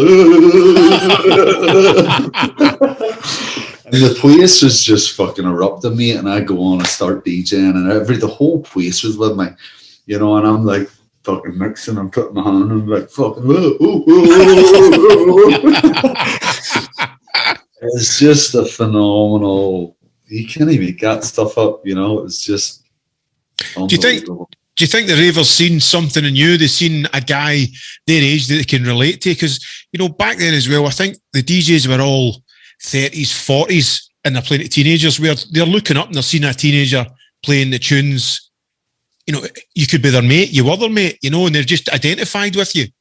Totally, that's what the magic was, and it was a gimmick without me knowing it was a gimmick. Here I am, this young kid that's getting wasted and DJing and playing the music, and I'm the same age or closer in age to these people on the dance floor, and they just see me as being, one of them. And I think what you said is absolutely right. Until that, there was nobody that was really doing anything that was breaking that kind of circle of your DJs, of your Carl Cox, your Paul McFoy, your Fatboy Slim, your Danny Tenagles, and all these people. Yep. Nobody had penetrated that. And it was just one of them. I couldn't have stopped it if I tried, mate. It was just building and building so much momentum, and then the first tour I went on, Tony took me to South Africa and stuff, and it was just there was just so many amazing things that was happening in Trade. To let everybody know what happens at Trade, the same DJs played every week. Nobody would take a week off. It was Alan Thompson, Malcolm Duffy, Steve Thomas, Tony DeVee, Ian M, Pete Wardman, and Paul on at the end. And you would never get a set in Trade. If Tony took a weekend off for some crazy reason, then Steve Thomas would do an extended set. They never let any but new people in. But what they did once a year was have this thing called the Trade Test Lounge, where it was in the back room, and you could nominate someone to play. So Tony nominated me. And obviously, Tony was the biggest Trade DJ there, so when he nominated me, it was a big deal. And when it was my time to go on, which I got to the club 12 hours early, I was so nervous. Yeah, just pumped. 12 hours early, mate. So nervous. And, it was my time to go on. And obviously, because Tony nominated me, then all the DJs, the club owners, like everybody, all the real queens are like in here to see this. Yeah, pressure's on. Fuck me, mate. I put my first record on, and it just kept jumping and jumping. they had this big, huge monitor speaker, and I don't know if it was too loud or whatever. I turned it up or whatever, and it just kept. And this big fucking queen comes over, full on fucking big wig and everything, just fucking takes the chewing gum out of his mouth and fucking puts it on the needle. And everyone was all right. It was brilliant. You couldn't make it up, man. It was just an incredible. Just these stories, mate, you know, it was incredible. It was a scary place, you know. The first time I went to trade, you know, Tony takes me in, walks you through a place called Muscle Alley. If you want to picture a scene, set the scene, if you remember the scene in Blade where it's dark and all the fucking blood starts coming down. Yeah. That's what it was like, only it's these big muscle Marys and the wee hot pants and all. The wee fucking butterfly wings on the back and all that shit.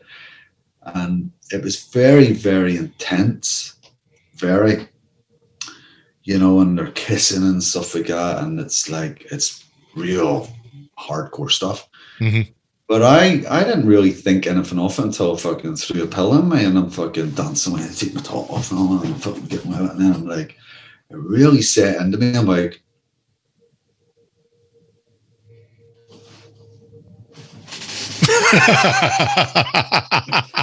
and then after that, I wouldn't leave the DJ booth. The DJ booth was soundproof and had a big lock on the door, and nobody could go in.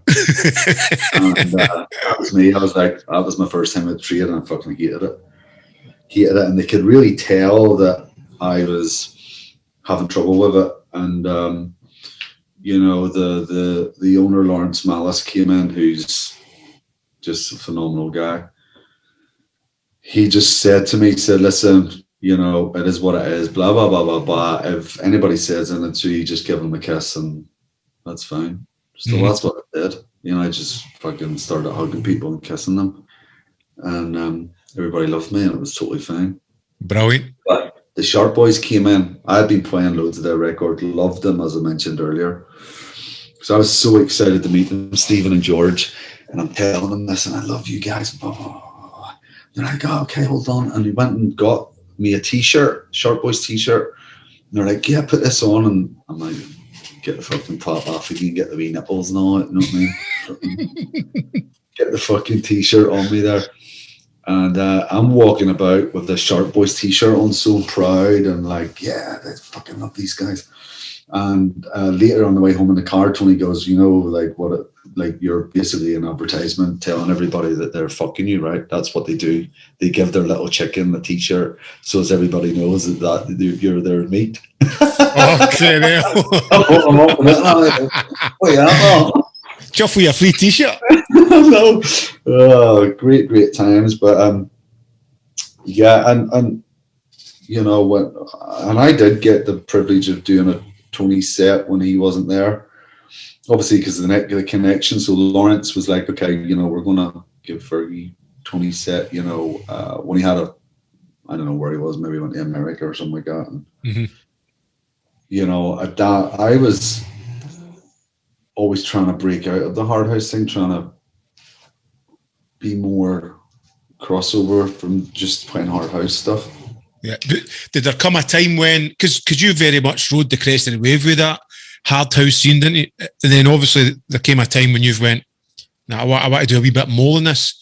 And I remember when you sort of moved, it's almost like a big hullabaloo went around. Everybody was, oh, how dare he, you know, turn his back on us and all that. And you've just went, look, I want to grow and play other music. But there was such a fucking, it was like you let the world down, wasn't it? Must have been a lot of pressure on you, man. So I'll tell you about that later because it's such a point in time and just in my life it was crazy. But I got so I was always trying to, and I'd be DJing like 6 years by now. I mean, some people's DJ careers don't even fucking last that long. I know. You know what I mean? And I'm still fucking not even old enough to be in the club. So I was just constantly looking to evolve, you know what I mean? So it was a big thing for me to do Tony's set at Trade, because I knew I was going to bring a more, I don't want to say a more commercial feel to it, but just not straight up hard house. You know, I was trying different things, and it was absolutely brilliant. They loved it, you know.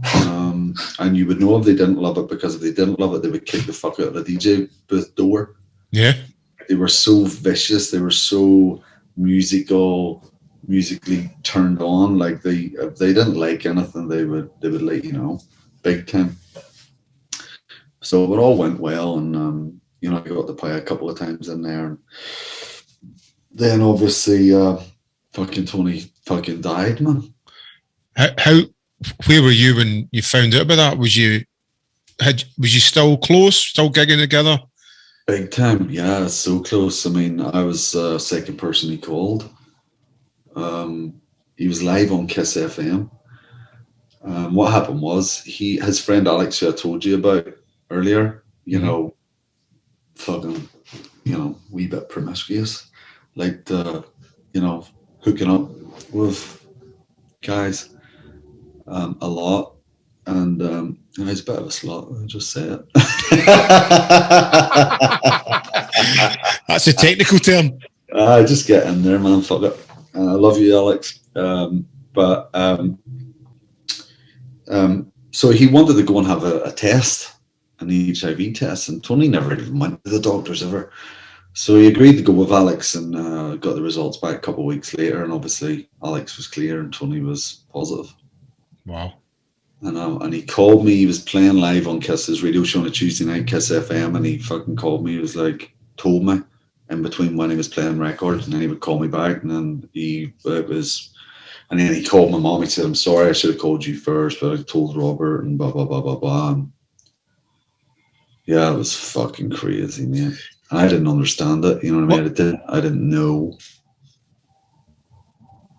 That was my kind of question to you, because back then, even though you're involved in the clubs and the sort of lifestyle, there wasn't much knowledge about that disease back then, or it was very much a kind of, I don't know, something that it was happening somewhere, wasn't it? And then you're right in the middle of it. Somebody close to you, somebody you love, telling you that.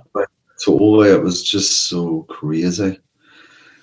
You know, and it was 8 months to the day from he found out the day he died. Wow. 8 months. You know, I remember going to the gigs with Tony. I was now sitting in the back of the car with him.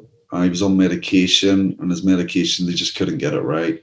You know, so his medication was that when he said that when he was walking or standing or whatever, it felt like he was walking on cut glass. Because his feet really affected him, but he was still DJing, and I was driving to the gigs with him. His boyfriend was driving. I'm sitting in the car, back of the car with Tony, like massaging his calves and rubbing his feet and stuff like that. And he was still DJing, finding it terribly hard until he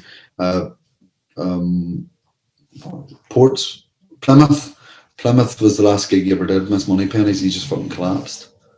And actually, during his set, he's collapsed. Yeah. And he went into hospital and fucking didn't commit. You know, I was in, and I was still, you know, my job was to be going through his vinyl, and I put a record box ready for him, you know, getting a record box ready for him coming out. Didn't happen. The last night I seen Tony was the night England played Argentina, and it was Michael Owen's debut. It was the night fucking Beckham got sent off, and I remember me, Tony's boyfriend Andy, and Tony were sitting, you know, Tony fucking hated football, but we just had it on, and we smuggled some Budweisers into the fucking hospital room. No, we didn't think he was going to die. Yeah. And, you know, I remember Tony had a wee sip of the Budweiser, and it's just mad, man. Like, it was just fucking, you know, it was like, this wasn't good. It just wasn't good. And I was leaving, and he says to me, and it really fucking broke my heart, because he fucking said to me, I don't know if he must have knew, but when I was leaving, he said to me, like, he hugged me in, and he was really thin, mate. He was, he said to me, he said, I'm not gonna get to see what you can do. Fuck. And that's what he said to me, and I was like, I didn't take any heed of it, you know what I mean? I just hugged him and fucking talking about seeing him tomorrow, fuck's sake. Yeah. And that type of thing. And I was at work and they fucking called me at fucking 8 a.m. man. He fucking died. Did just your world's fucking ended right there, stopped? No, ended, stopped. Ended me. I couldn't even look out the fucking window at night time, mate. I don't know why, but I was scared that I would see Tony. Like I was living in this bed set and I kept thinking that not that Tony would ever harm me or he was a bad influence in my life, but I remember I just couldn't even, I was scared. I was frightened and I still don't know why, but I was frightened of seeing him. Isn't that mad? I don't know what it was, mate. Is that maybe your grief and you're maybe beating yourself up because his last goodbye to you've passed it off thinking, I'll see you tomorrow, and then tomorrow never happened, and maybe that's just you try to deal with processing that. It was just a crazy time, you know what I mean? And then we had, the funeral, and after his funeral, it was 10th of July. After his funeral, he was meant to play that night. It was a Friday. He was meant to play that Friday night at God's Kitchen. His fucking mum and dad wanted me to do the gig, so I had to do the funeral and then go on do his gig. That would have been a hard gig for you to do, man. Oh, fuck me, man. It was hard. I mean, I remember. So the records I played was a bag of records that I was getting ready for Tony to play when he came out. Fucking hell. So that's what I played, and I remember, and I wish I lost this photo. I only ever had one photo of me and Tony, and I took it that night, and I had it in the little record box, and it was just very, very crazy, emotional, and everybody was there with me. They just felt the whole place was just, I mean, it still had Tony on the flyer, but it was me DJing, his mum and dad are in the DJ booth, and it was just fucking mad, man. Yeah. It was mad. It was mad. And then some people were just idiots. The promoter, Tyrone de Savary, came up to me after my set. He goes, brilliant set. Tony, be really proud. I'm going to really pay you what you're worth. And give me 50 quid.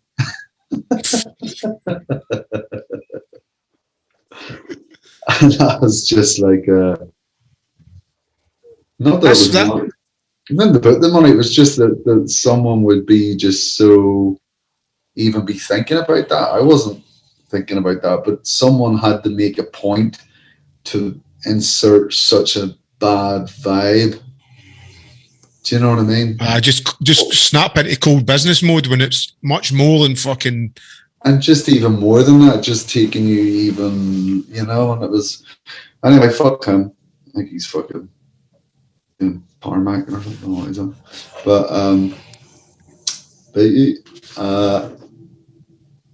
where are you going for there, Fergie? What's your mindset? I actually flew home.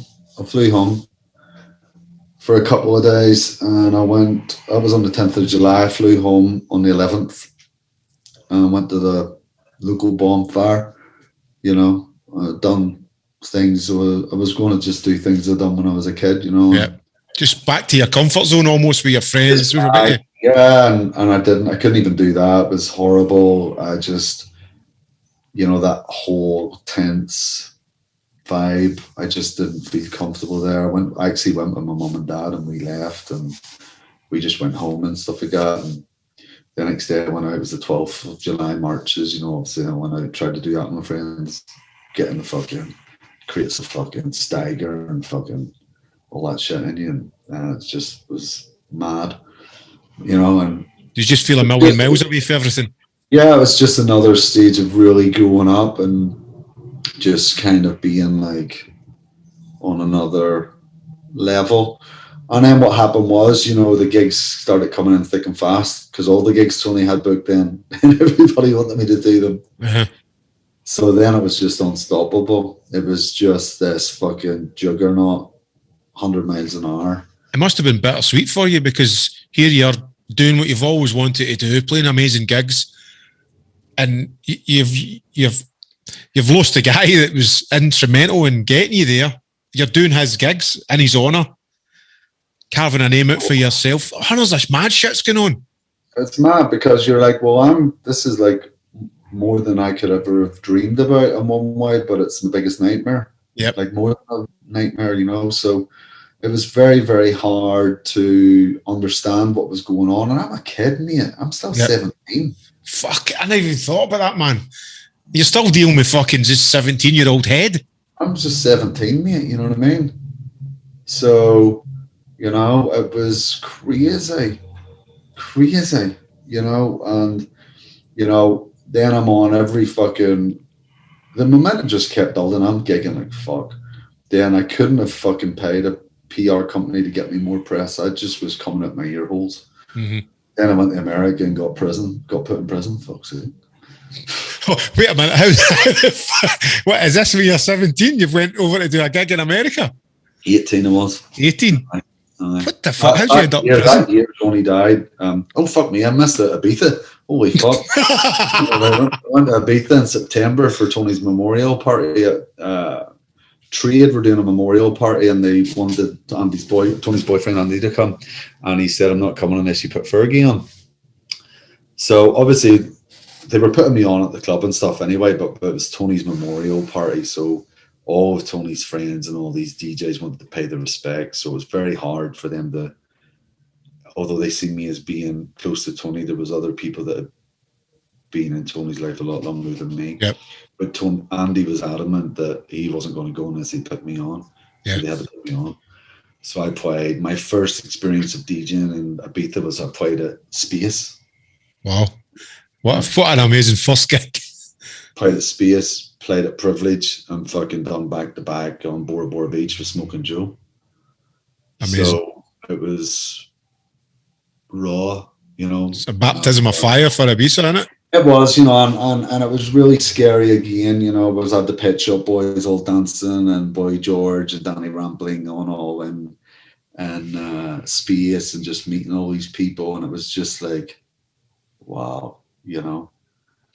And then the party continued, you know. I don't even remember Manumission Hotel. It's called the Pink Pussy Hotel. That was the maddest fucking place.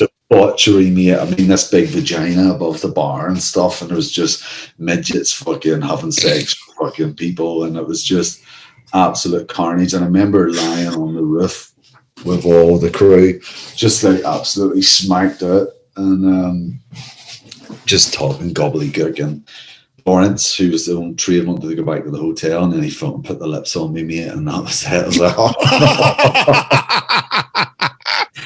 he tried to fucking throw the old tongue in me, man. Fuck. It was devastated. You're spoiling my buzz, mate. What are you doing? Devastated, you know. And it was, honestly, I'm not saying nothing bad to Lawrence, because it was such an emotional time for everybody, mate. You know, it was like, and I don't know, like, he, obviously, I was really close with Tony. He was so close with Tony, and we were just back at the villa. It was beautiful. I mean, it's the scene for, like, if I had have ended up marrying Lawrence Malice after this scene, you would have said that was just a beautiful thing. But it wasn't. I wasn't a gay, mate. You know what I mean? Yeah. You know what I mean? And he tried to throw the tongue in me, man. And I fucking walked off, man, and went in my room. And I was just fucking crying my head out, like, and I just thought, you know, that's the end of, you know, my trade career, because I thought, you know, he would have been really embarrassed. And it wasn't when I got home after that trip, he made me resident every week. Wow. That's amazing, isn't it? Because I didn't, you know. Aye. Yeah, you never made a big kerfuffle about it. It just wasn't happening, and he's probably respected you for that. Totally, you know. And listen, these guys were mad. I remember taking my best mate Rab, tell you about him. They were going to Rab Animal, like Ram Animal. They fucking, you know, he had to leave Northern Ireland for some reasons, and I took him to Ibiza. Fuck me, the guy turned up in Ibiza airport. And there's never been somebody closer to Rab C. Nesbitt than fucking Rab Animal. He had a pair of doctor's boots on me, a wee pair of shorts, string fucking red vest. That's all he came with. I'm like, how did he even wear this? You weren't wearing this in Larne, mate. That was him dressing for Ibiza. Where did you get it? Anyways, I took him out. El Divino, fucking all the rest of it, wiped it. And he had to get home to the villa. He was staying with me and Lawrence and Rod from trade and all that. And I still partying, mate, he and him. And I came home from the villa, mate. I came home from the club. And Rob doesn't care, his story's funny, like. And I came home from the club and I go through the fucking gates of the villa, mate, and I can see the other owner of trade, Rod, sitting beside Rab. Rab's naked and Rod's fucking sucking his cock. Rab's out for the count, like. Rab's out for the count. Rab's out for the count. And I didn't go over anywhere near him, like, until Rab came to see me later. I says, you know what happened, right? Rod was sucking her cock. He goes, I don't give a fuck. He was sucking it as long as it's getting sucked.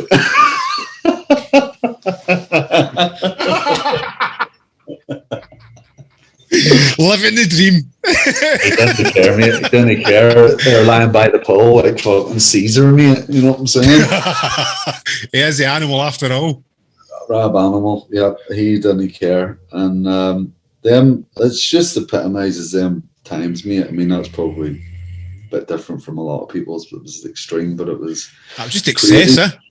Totally, you know, but then after that, when, you know, I used to sleep with Lawrence every time I was in London, you know, I would sleep in Lawrence's bed. You know, I would stay with him in his house in London, and he just, you know, he created the trade DJ agency around me.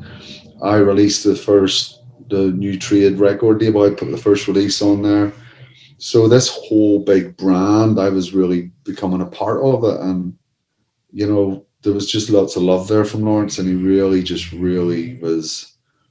looked after me, you know, and I've just felt super safe with him. And, you know, so it wasn't like, there was no issue. I was never confused with my sexuality, you know. Mm-hmm. And how and when did it's building up to, like, you know, like, I don't even know, is superstar DJ thing getting batted about then? But when was there a time you went like, I've made it, or I'm a DJ, you felt confident in what you're doing and all that, you know, like, we getting close to that time, or have you ever felt that? Or? Yeah, I felt that when I was in Ibiza and I went into the DJ Mag Top 100, and it was the highest new entry ever then, and it's still the highest new entry now. I went straight in at 7 or 8, I can't remember. Let's just say 7. 7's higher than 8, but it was fucking 7 or 8 anyway. And that's the point when I was in Ibiza and I took all the records out of my box and said, I'm not playing Hard House anymore. What's triggers you to do that? You mean? Just wanted to change me, you know. I think I was like 20 at this point, you know, 20 years old, and, you know, I've been DJing for a long time and just was bored of the hard house scene. It wasn't moving forward. It was getting faster and faster and faster and faster and faster, you know. And here's me being now looking at DJ Mag Top 100, and it's like me, Carl Cox, it's Danny Tenaglia, Paul Oakenfold, Fatboy Slim, you know, all these people and me, and I'm like, who's the odd one out here? Did you feel like you weren't credible enough, or you couldn't? You're in a different league to these other guys. Different league, totally. You know, right. different, like different galaxy. You know yourself. These people are like Carl Cox. Come on, what the fuck? It's fucking Cox is like the fucking Pope, mate. I know. It is, isn't it?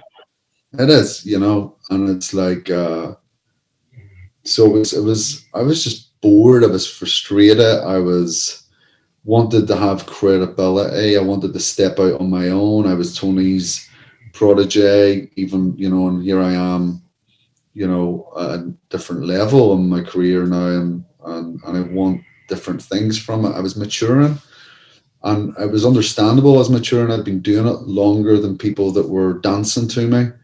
Even, you know, I was just so young, and I'm at a lot. That was a long, you know, that's like 8 solid years of intense music learning, crowd learning, just everything. Of course, it's going to change, you know. And, such a bold thing to do as well. It questionably the peak of your career, just to go, nah, I've had enough now. I want to change direction. Totally. So, you know, and part of that was, you know, not understanding what was going on. And part of it was wanting just to be Fergie, the guy that was playing in his bedroom, wanted to change what he was playing in his bedroom. Yep. But you're the guy Fergie playing in your bedroom. You're the guy worldwide playing fucking hundreds of gigs, you know what I mean? Getting paid a hell of a lot of money and headlining biggest clubs in the world, and people are expecting that music from you.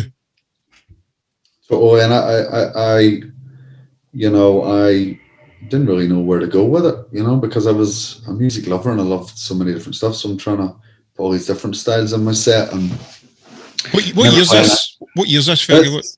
2000. 2000. And if you listen to my 1989 Mix Mag CD, the Hard House thing, the Hard House is very slowed down, more chuggy, groovy stuff, you know. Yeah. Is that the one you're lying in the Red Bull cans and all that? Aye, cracker. Love it. Go out in the bedroom wall. Danny Tenaglia told me as well at the Ericsson Music Awards, said he had it on his fridge. So I'd been moving away from it, you know. But yeah, when I was in Ibiza, you know, I was so hard, mate. There was people bringing, remember they used to bring things that said tune on, these big cardboard things? Yeah. Bringing like Harder, Fuck Fergie, and like all really bad stuff. And, you know, I just had the soldier on through me, and they were fucking hating me. Like, they were hating me. Because you're changing your style. They're no accepting that. Yeah, because I was changing my style. And they hated me. They hated me because I was disrespecting Tony's legacy. I was, you know, just, I don't know what they thought. I thought I was, you know, on another level or something, whatever. Yeah. But the main thing was that people just were so into Hard House and into Tony and into that whole experience. I guess they growing up with me, you know, and I was there. Carl Cox. Yeah. You know what I mean? I was there. What Carl means to me, I mean these people. And I didn't realize that at the time, you know, I just thought they were pissed off. And, you know, looking back at it, it's like what they were annoyed at was I had taken all their memories away from them, because by me changing music, they didn't want to have me in their life anymore. Therefore, they didn't want to have their memories of me in their life anymore. And all this passion was overflowing.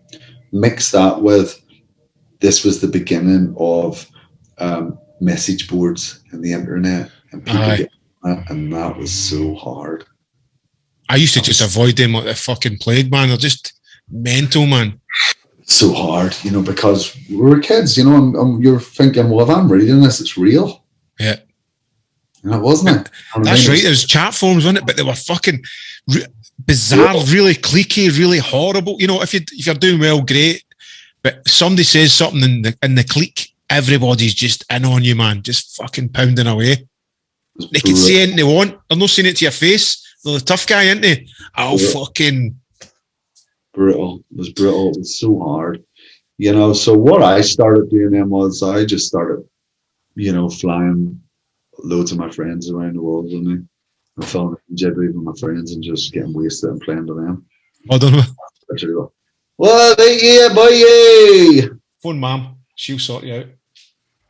That's my boy. 18 years old, Fergie. It says so. He's what I love to his football. He's on to Plums. His mum's got to take him.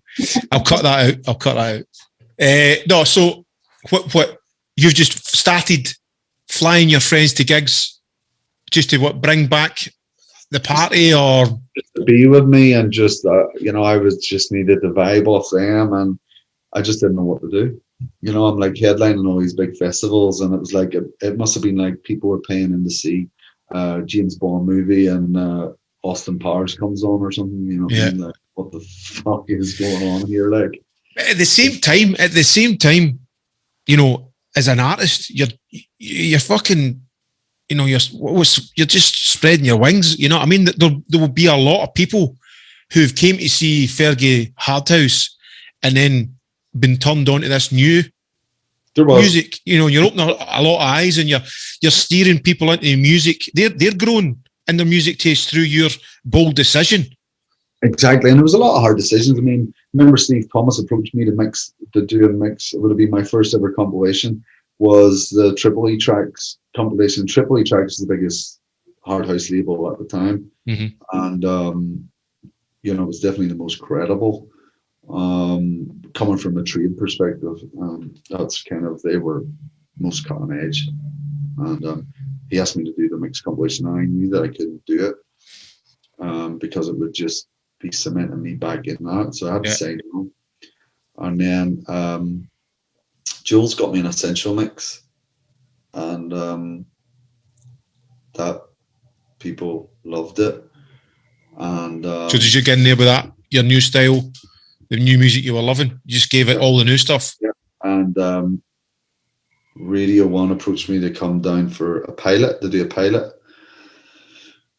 They were like, oh, this is not going to work, mate. The boss says to me, says, we love your vibe, but you sound as if you have a coat hanger stuck in your mouth. The way you're talking. I was like, right. So that was the end of that. Then Matt Priest called me, and he goes, we're going to do something at Radio 1 we've never done before. We want you to be a part of it. And we want you to be the first ever resident essential mix DJ. And I was like, wow. Yeah. And they said, and we want you to do it alongside Carl Cox. Was going to be the other one. And I was like, fucking hell, this is crazy. Because Carl was the big rave in Belfast, and here's this all coming together, and I just couldn't believe it, So I've done like 13 essential mixes to date, so I've done a lot. I'm like in the top 10 ever amount of essential mixes, so I'm fucking proud of that, man. That's like a fucking big deal to me. Yeah, man, essential mixes, everybody knows what they are, Totally. And they asked me to do it, so I've done that for a year, and then they asked me if I wanted my own show. I said, yep. It was very hard to give me Danny Rampling's show, and loved Danny, which was bizarre for me again, because I used to sit in my bedroom smoking dope and listening to Danny Rampling's Love Groove Dance Party on a Saturday, you know what I mean?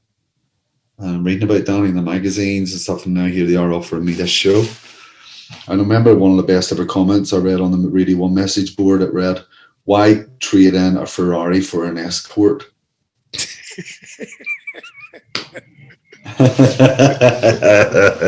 It's horrible, man, but obviously you can laugh at it now and just mate, yeah, and then they had this Essential Relief DJ competition. It was me, Fatboy Slim, Carl Cox, Pete Tong, John Carter, Darren Emerson, and I was in Australia. I had to fly back from it, and then I ended up. I was in the semi-final with Coxie, and obviously I won. And then I was in the final with Fatboy Slim, and I won that.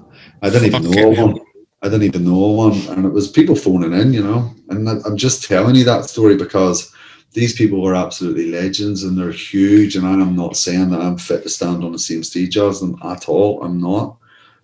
But at that time, momentum with me was so high that people were like, they were, you know what I mean? It was just one of them things, Like you can. I want to reiterate. I'm not saying that I couldn't even clean Carl's shoes, mate, or Norman's or any of them guys. They are institutions. Do you know what I mean? But at that point in time, it was just right for me, you know what I mean? Yeah. But mate, but then to everybody who's into what you're doing, like you said earlier, you're their Carol Cox, you know, you're their guy, you're their institution, you know, and because it's, you can't see that, you know, you can never see what other people see in you sometimes, you know, and you know, you try to kind of break it down because I don't know, again, it's just that Scottish Irish thing, you know, like you just don't, you kind of go, yeah, I'm fucking brilliant. You know, somebody else would say that, wouldn't they? By the way, that's right. Yes, I'm amazing. Thank you. But it was amazing, and it was just steamroller and everything. Yep. It was crazy, you know. It was. I mean, let's not forget all the hard work you're doing, all the gigs, all the touring, because anybody's, you know, just seeing a DJ rocking up and smashing a party, they don't see the bullshit traveling, the fucking hanging about airports, the delays, you know, the fucking, all the nonsense that goes. That's kind of like the work, innit? You're getting paid for all the traveling and the hanging about. The gigs you do for fucking free. Totally, exactly, pretty much, you know, but I was just having a great time. Yep. It was just like living this dream, like a load of nightmares along the way, yeah, you know. But yeah, it was, you couldn't make it up, mate, you know, you could not make it up. And then obviously once I was in Radio 1 and I'd spent a couple of years of trying to find out where I was musically, and then I really was in the techno lane, and that's where I really felt where I was, you know. It was like 2001, 2002, really, you know. I started really using my platform to get rid of having big guests on my show. I only had a big guest once a month. I started using my show as a, we call it Fergie's Future Heroes, and I used it to really showcase upcoming producers and stuff like that. And, yep. And it was just all about them. And in hindsight, I shouldn't have done that. I should have still had big DJs on once a week and had up and coming DJs on once a month, because it kind of, you know, looking back at it, took the shining the light on my show and made it about, it was a peak time Radio 1 show, should have been about peak time stuff with sprinkling people, and, you know, it would have been better for everybody all around, but I didn't want to do it. Like, I always wanted to give this huge part of Tony always said to me is, you'll make sure you know, remember, you know. So I always had that, probably took it a little bit too far, but yeah, the show was great, you know, very techno. I'd done a lot of great stuff with it, you know, and Glastonbury and Skull Beats and Brazil, where I was on there for like 6 hours, took over Tongi's show, my show, Essential Mix, everything. So really want to give me a long leash. They really kind of believed you, didn't you? I remember talking to you back then, and they was just saying, you know, keep doing what you're doing, you know, like, right into doing until it didn't suit them anymore, you know. What happened was 5 years I was on there, and you know, they asked me to change back to playing more hard house stuff, and you can't, you just can't. From going to techno to then go back is because it takes you a while, I would imagine, to be accepted into the techno. A long time. I lost so much money, mate. You know, for instance, you know, I was getting a lot of money for playing, you know, your Gate Crashers, your God's Kitchens, and your Colours and stuff like that. And I changed all that to go and play at Pressure for 500 quid. Yep.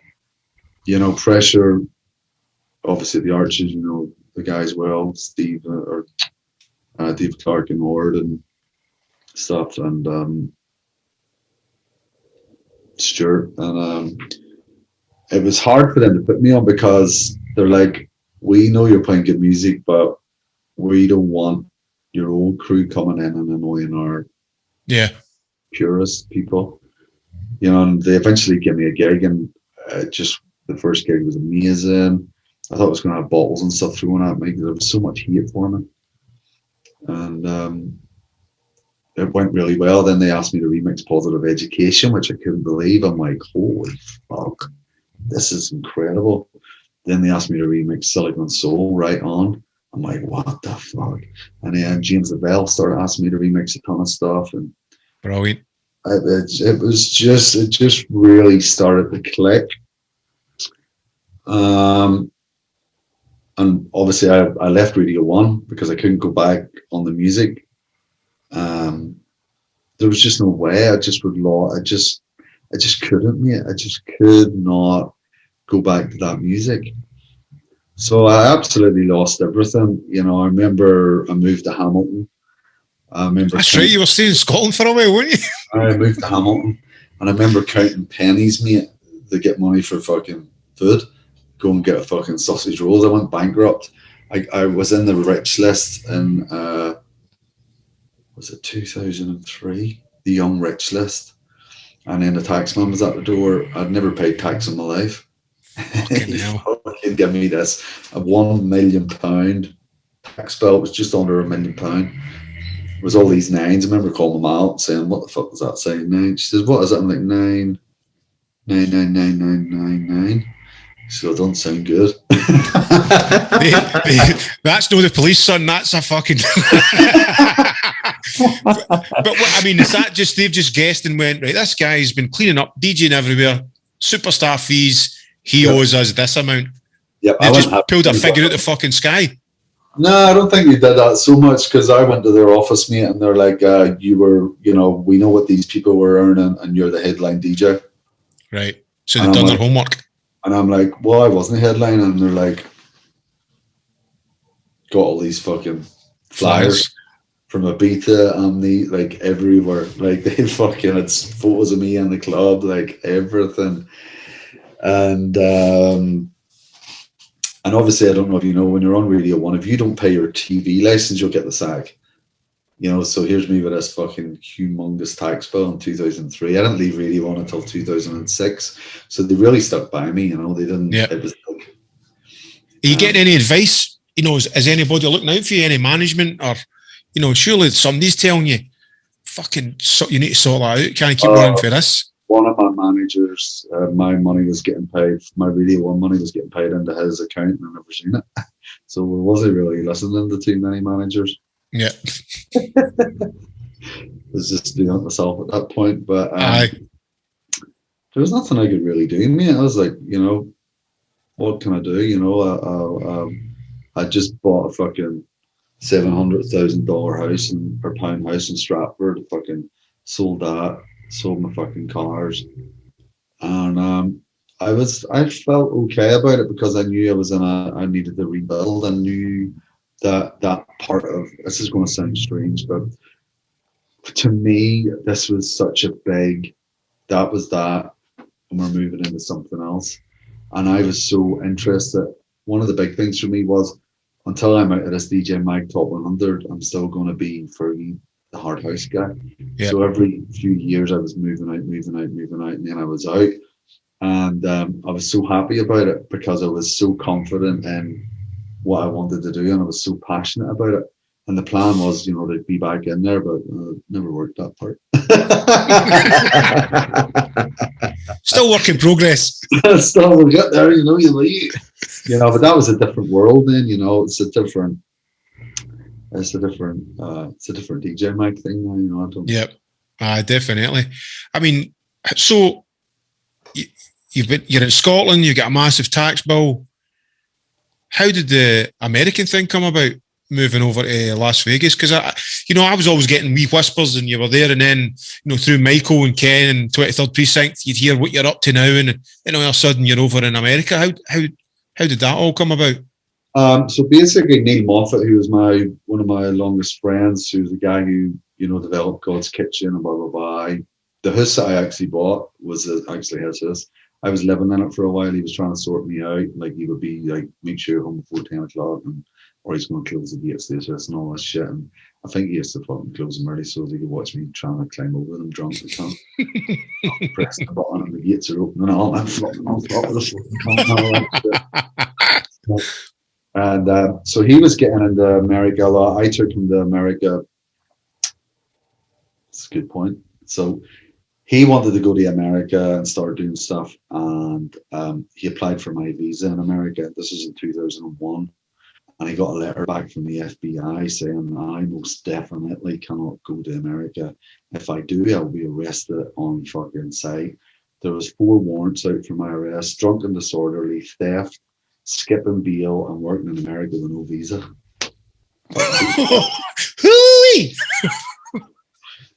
So that's when I was telling you I got put in jail in fucking America. Fucking hell. That was in 1998, 99.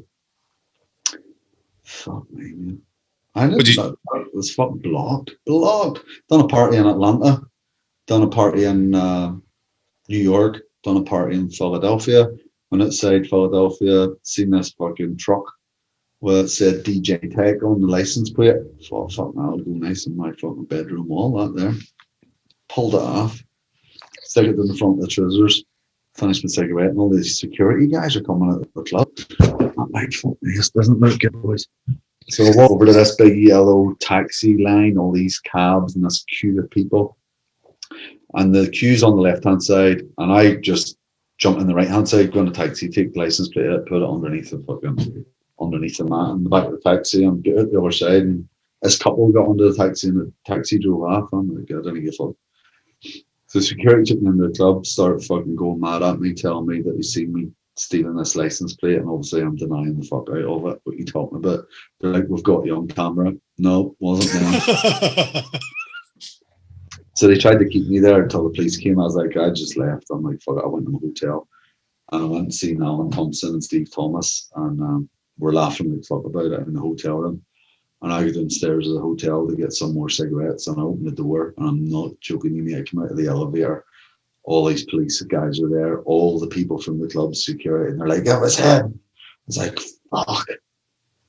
So they took me, put me in the back of the police car, put the handcuffs and all on me, and I'm sitting in the back of the police car fucking laughing my balls off, because this happened to me loads back home. You know, they put you in there and give you a wee fucking warning.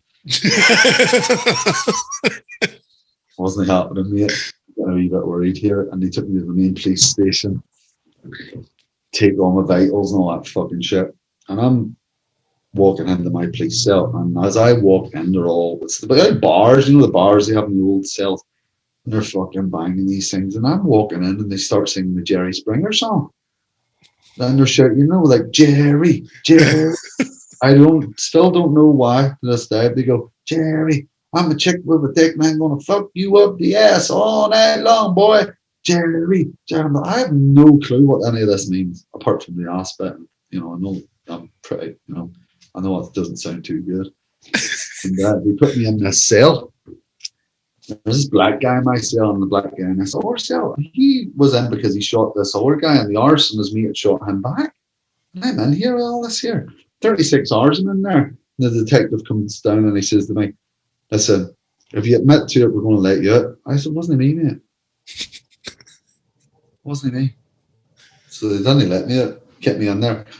And they transported me from that police cells to the main prison, Curran and Firmhold prison, named after 2 security guards that were murdered in there. They take me, take all my clothes off me, bollock naked. I'm in this big line with all these other inmates. You go into this, you have to have a shower, bend over, spread your arse cheeks, and lift your wee fucking shriveled up balls because you're absolutely bricking it. You had to put this orange suit and all on. They put you in this cell. And this big black guy just looked after me, man. He put his arm around me and he just kept telling me that Amazon.com, man. Amazon.com. That's all he kept talking to me about. Seriously? Aye, that's all he kept saying to me, and I'm thinking, black guy, Amazon. I don't know what the fuck he's talking. I'm thinking he's talking about the fucking, do you know what I mean? Some mad stuff. You know what He's trying to tell you invest in Amazon, man. Well, I didn't know at the time, mate. I didn't know what at the time. I had no idea what Amazon was. I mean, did anybody? No. You know, and so I'm sitting in there. I might be playing a gig in Miami called Salvation. And I'm in there and I'm looking at the club. I'm like, you know, there's an hour to go. And I'm like, I might get out. Bear in mind, I'm in Philadelphia and the gigs in fucking Miami. Like, I've fucking still got hope. Like, fuck, I'm going to make it. I checked my watch, but they took it off me. There was a while of fucking fights in that cell. There was about 8 people in the cell, and I had to hide underneath the seat, and there was just beatings going on. It was mad. Was you scared, man? Was you really scared? Freaking it. So scared, mate. So scared. You know, and every day you're moving down another cell, and then when you get to the end, you have to go and have like an HIV test, an endurance test. They want to find out how, you know, more stuff about you. Just as I was up at the desk, I actually got called to go to an interview place, and I got bailed out. It was like, and I was so happy. But I was meant to stay in Chicago or Philadelphia. They give me a court date a month later, but I got them a hotel, mate. Got my fucking wee record bag. Got to the airport. Got on a flight. Fucked off again. Just want out of there, sort of thing. Scared. No court date. And my friend at the time was head of law at Cambridge University. So we put a case together, read all the minutes of it down, everything that happened, and sent it to them before my court date. Never heard back for them, so back with them. That was 98, 99, so I didn't go. And then obviously my friend applied for my visa, and that was the letter he got. So I had to employ it. It cost me $10,000. So I had to get a law team together, fly over to Niagara Falls, because that's in Canada, meet all the lawyers and all this stuff from America, meet everybody in the middle of Niagara Falls where it crosses over into Canada meets America. And then they took me up to the airport, flew from Buffalo to Philadelphia, went to court. The district attorney, this wee black woman, come up to me, she says, I can't believe you're here, blah, blah, blah, blah. I'm like, well, I need to work here. And she was like, have you got $50 on you? I said, oh, $50. You're $50. She went, doing the guy whose license plate was the resident DJ in the club, he was in there 4 years later. Fucking she hell. fucking gave him his $50, tell him to fuck off. Case blah, blah, blah, blah, blah, Robert Ferguson dismissed. Amazing. That's a good bit of luck there, man. Unbelievable. And then done some gigs in America, and you know, he stayed here. He could really see potential. He's the guy that created all this bottle service. He implemented that in Vegas. You know, he stayed, and the kind of VIP kind of booth stuff and all that. Yeah, like, you know, charging $5,000 for a bottle of vodka costs you $100. Yeah, all that. So he developed Omni nightclub, Haikasan, the Haikasan brand. And he said to me for years to come over, and I was so into the techno thing. And I really got the ceiling in the techno thing where, you know, when I started playing the techno, I was playing the banging stuff.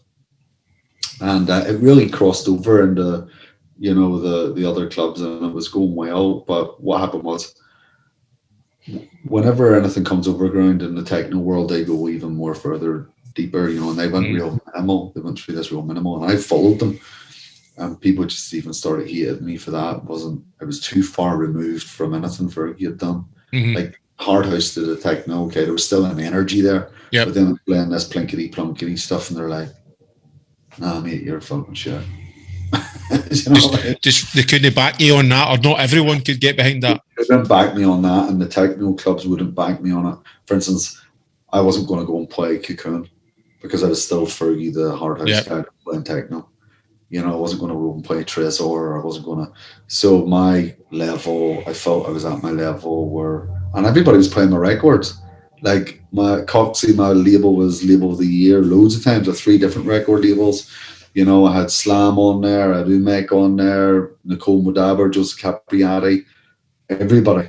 You know, I was doing stuff for James Lavelle and blah, blah, blah. But even at that, it wasn't, you know, it wasn't enough. Yep. And I was just getting tired out. I was doing 15 or 20 flights a month, going all around the world, playing in some holes on the hedge. You know, some gigs were great, some not so great. You know, maybe taking you 3 or 4 flights to get there. You know what I mean? You're like, what am I doing? Twisted, drunk as fuck, like just madness.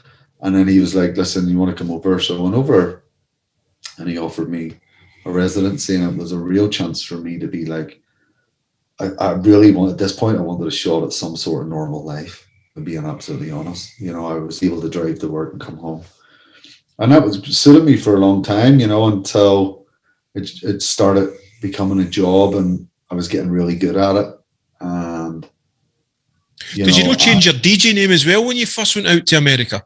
Rob Gasson, yeah, because I didn't know how I was going to like it, you know, and I didn't want to mess up what, you know, the Fergie name. Yeah, even though it was already a bit of a cheek saying that, but what was that? You just kind of going, I'll try this and see how it goes, but I'll keep my Fergie stuff separate.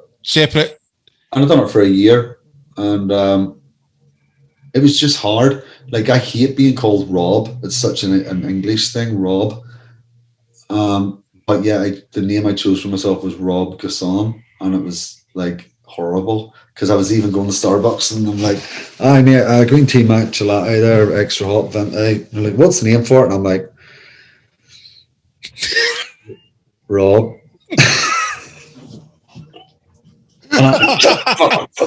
Shut up. And I'm really trying to buy into this, you know what I mean? And you know, then I was playing at White Republic, and the manager comes up to me and goes, "You're Fergie, right?" And I'm like, "Rob, aye, Rob, aye, am I Fergie, aye, I'm Fergie, aye."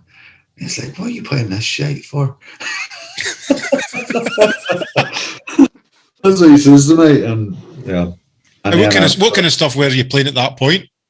Just all EDM stuff, you know. Right, just commercial stuff. I at that point I couldn't even listen to any techno stuff because I had to get into this zone of not, you know, I had to do this. This is what I had to do. Yep. No, it wasn't about me trying to make it as a DJ. At this point, I was just trying to make it in life. I was just trying to have a norm, like some sort of. Yeah. You cut out the partying hard as much and. Yeah, just trying to have a life in terms of be a normal person and go and use what my skill is and have a job. Yep. You know, and have some sort of normalcy. Do you think for the first time in your life, in your career, you had treated the DJ as a job? You called it a job? Totally. And I enjoyed the aspect of taking any ego out of it. I was going in there with no ego. Ego was not a part of it. It was about nobody that's going to be paying in to come into White Republic or any of these clubs. They're not coming in to see me. They don't know me. For say Fergie, they wonder where my tits are and where my long hair is and fucking black eyed peas and all that. Yeah. So there was no ego involved. They weren't coming in to see me. I was there to play music for them to say whatever I needed to play to keep them there. That was my job. So I really started understanding crowd psychology and looking at taking DJing back to its original form and really playing to the room and really opening my ears and eyes to playing for the room, trying to get everybody with their hands in the air, even though they like hip hop, EDM, you know, reggaeton, whatever the different styles. Because the club promoters want to see this hands in the air with everybody, but they don't equate all these different groups. Yep. They don't understand the mechanisms and you have to build into that, you know what I mean? Yep. And how that's the goal that you want to get to. When if you're getting booked to play an ultrasonic gig, you don't even need to think about it, mate. You know why you're going there, you know what you're going to do. And I'm not taking anything away from it. I'm just saying that that's that, and that's brilliant, and that's a beautiful thing. This was something different that was a challenge for me, that I had to play music that I didn't like, but I liked the thought of bringing everybody together. So you're there to try and give people the best night of their life, make sure everybody's dancing, having a good time, buying drinks, keeping them in the venue. Because, I mean, it's the party capital of the world, Las Vegas, isn't it? Everybody's there for the best weekend of their life, and you have to facilitate that. Totally, you know, and then I done a gig in Atlantic City, and these guys come up to me. They're like, "Loved your set, mate, but you should maybe think about changing your name. There's already a DJ from Ireland called Fergie." It's fucking you. That's when I went back to Fergie. I was like, aye. And I was just finished DJing. I'm like, oh. And then they came back to see me later, and they go, "It's fucking you." I was like, "That's mad, isn't it?" But so, then, I mean, when did the turnaround come? You know, if anybody's not been to Vegas, or whatever, you're in the side of skyscrapers and all that. It then did become about the big DJs and, pictures of you, Calvin Harris, and all these big guys that get residencies. When did that switch become? Was that straight in at Wet Republic or? Yeah, I mean, that happened really, 2013, 2014, really went through the roof, and then I was playing with Tiesto, and, because when I was younger, Tiesto was opening for me, right? And Amnesia and stuff. And the first thing I played with him, he goes, "Woohoo, change times, eh?" I was like, yeah, like, no, really good. Unbelievable, isn't it? But he's a cool guy, but I just really had had a new vision of what I was doing, and I love the life out here, and but I really miss the throwing your hands up in the air, because you can't hold them down. It kind of bypass your heart and it just goes to your head, and it kind of fucks you up a bit, because you need that musical content, because I've lived on it. It's my fucking lifeblood, so you're cutting that off in a certain way, but your head's still hearing the music, but you're not getting the emotional side of it. Doing so many gigs, I mean, I was doing like 200 gigs a year here, I've done for 8-9 years, so it's been a lot of gigs, but I've learned so much from DJing since I come here, more than I ever knew. More about myself, more about my ego, more about what people want from me, what people follow me for. Like, what people want from me is they want something different from Mallorca. You know what I mean? It's like we all have these different things. A lot of them will cross over, but they're different things, and how important these parts are to people. Such huge parts in their life. Yep. I'm just trying to, understand that. And not everybody understands the decisions that you take through this, but no one's ever been me. No one's ever been you. No one's ever had these opportunities, and there's no roadmap. I was talking to my friend. He's a guy, Mark Gillespie, who discovered Calvin Harris.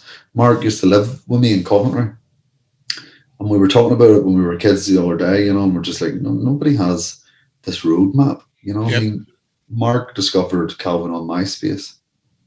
And actually, Calvin had just been given an advance for a record deal. He went to London and was promised the whole big glam and glitz thing, and didn't work, and he ended up working in Tesco's, and he moved back to Dumfries, and that's when Mark had just heard of stuff on MySpace, and rest is history.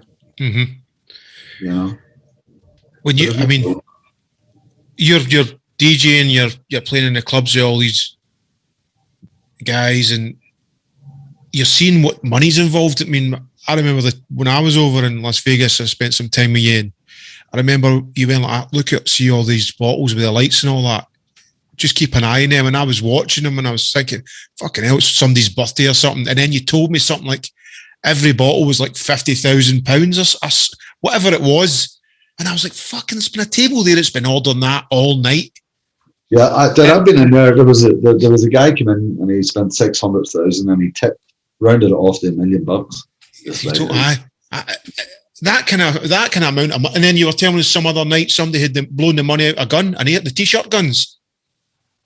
What's it like being in that sort of, I don't know, that from being a wee guy who's sneaking into raves totally, to now being in the fucking the players of players playgrounds, where crazy money's getting spent. And it's hard to comprehend, because there's a lot of pressure that comes with it. It's like people say, just when you play in Vegas, you just play the hits, anybody can do it. It's not the case at all. It's hard. It's like you have to look at it in a different way. Do they want to just hear the hits? Yes, they do. The handle on the heart, that's what they want to hear. So how do you deliver that but still hold the room and keep the energy? Do you know what I mean? Because these people that come to a nightclub in Vegas are very grassroots. For instance, if they're on the dance floor and you play a couple of songs that they don't like, you're bringing them back into reality, right? And they'll be like, oh, is it going to be like this the rest of the night? Fuck it. It's still only 11:30. Let's go somewhere else. Do you know what I mean? Or it's the difference. You change the music. It's the difference between someone spending $50,000 or $100,000 or blah, blah, blah, blah, blah. I got the club, a guy paid the club $80,000 for me to play, what do you call that song from a Rocky movie? Survivor. Eye of the Tiger. Eye of the Tiger. Your man Dom Johnson paid $100,000 for me to play Bon Jovi. It's my life. Is it? It's my life. That Bon Jovi? Yeah, that was it. I think so. Yeah. What he's just paid the club going, listen, I need to hear this tonight. This is my night. Fucking right. I'm like, I ain't got that. They were like, okay, we'll get it sorted. And they went away, bought a fucking laptop, took it up into the hotel room, got fucking downloaded it on the USB, brought me the USB and fucking played it. Crazy man, isn't it? Crazy, yeah. And you, like you're saying, you're comfortable with being able to facilitate that. Look, I'm here to help everybody. Everybody have the best night of their life. So if that's what he's wanting, I need to deliver. That's right. There was no point me being here if I wasn't going to agree to be in that. And it was a big, big learning curve. It's like you see it now, and I always answer them. People on my Facebook and Instagram, they're like, "You're such a cheesy fucker," and I'm like, "Well, why are you saying that? Where's that coming from? Explain it to me, because I'd love to talk to you about it." Once you talk to people, they're like, "Oh, I right enough, right." It's like and it goes back to that people looking at you in a different way, like. Even though these people are maybe working in an ice cream van, but for me to be taking a job in Vegas is cheesy. It's just madness, isn't it? Like, how do you get in there? I'm not saying one is cheesy and one isn't. I'm just saying, like, how you don't stop to think. Do you know what I mean? Like I'm a human being, and I've been doing what I've been doing a long time. Like, I'm going to deviate. I'm going to try new things. I need to do what's right for me. I'm sorry if it's not right for you. Every aspect of my life is not right for you. Don't worry about it, mate. Every aspect of my life is not fucking right for me either.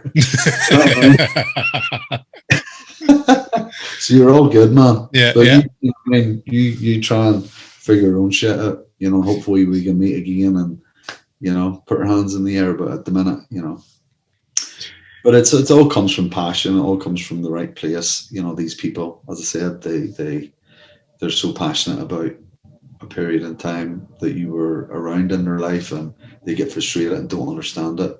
Yeah, and that's okay. But I'd like to be able to explain it. I mean, you're still essentially doing what that wee guy in his room was doing with the decks that his dad bought. You're still got a love and a passion for playing and mixing music, and when you break everything down, you've actually not changed, because you're still chasing that passion of playing dance music. Totally. It's everybody else's perceptions that are changing. Exactly. Like a bricklayer is fucking still laying bricks. Right. It's exactly all his fucking life. Somebody who's fucking playing music, you're still playing music. Doesn't matter what fucking kind of music. It's a great analogy, man. I've never even thought of it like that, but yeah, no, totally. It's 100% nail on the head, and we need.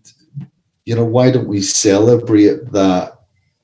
Someone has been able to keep a career for 27 years doing, what he set out to do, which was just enjoy music. I left school when I was fucking 12. I never passed any exams in my life apart from fucking driving exam and the fucking HIV test, mate. That's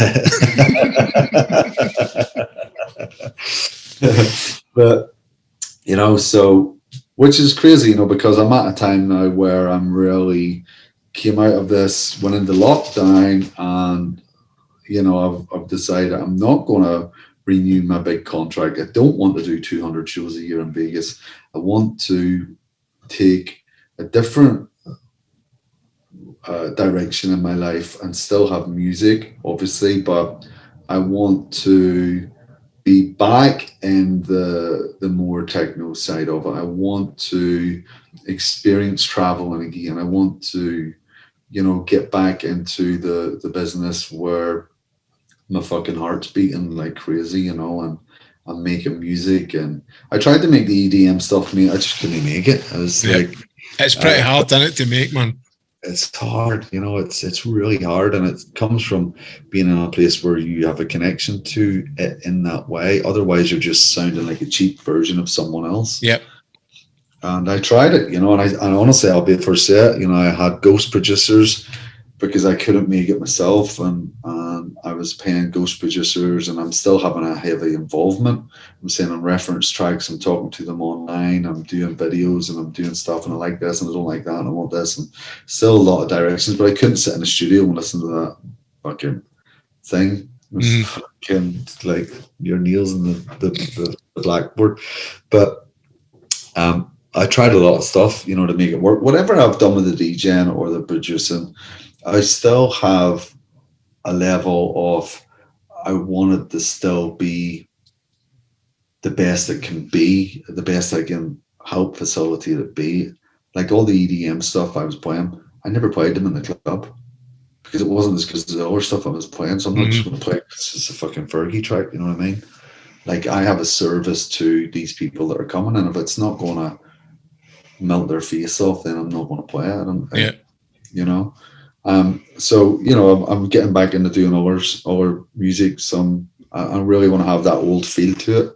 I'm trying to have that old raw kind of simplistic feel to it. I want to start doing other gigs again. I'm doing a lot of stuff, mental health stuff. I'm doing a lot of life coaching stuff. I want to kind of merge them together, So I think there's a real place for me to support people in that kind of way. Since 2006, I've had 11 friends that have killed themselves. So there's a lot of that going on. I speak to a couple of people on a weekly basis that are constantly, on the ledge. So there's a lot of that going on. I signed up for the crisis hotline, where they have to train you for 30 hours and you give 200 hours service to people that could be calling up, whether they've maybe been raped or murdered in their family, or there's suicide, or cutting themselves. So there's a huge part of me wants to be at service and support that. I think I can kind of relate to it in terms of just being real with people. Yeah, all your life experiences and all that, isn't it? You're just using that. I've never wanted to kill myself, really. I think we all have a passing thought about it. A stupid thought. Yeah. Especially me, because I know so many people in my life have done it. It's never that I'd ever want to do it, but I think it's something that people think about more nowadays. If you look at social media now, is what it was like for us when message boards first came on, right? Where we're direct link to us, and they could tell us whatever the fuck they want, and they just talk to us like absolute dog shit. Everybody's experiencing that now. Instagram is what we were getting 20 odd years ago.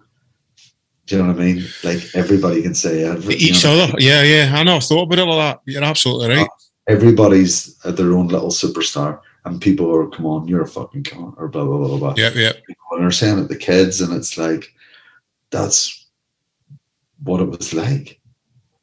Only it was an unknown territory. Yeah. And it was just very, very hard.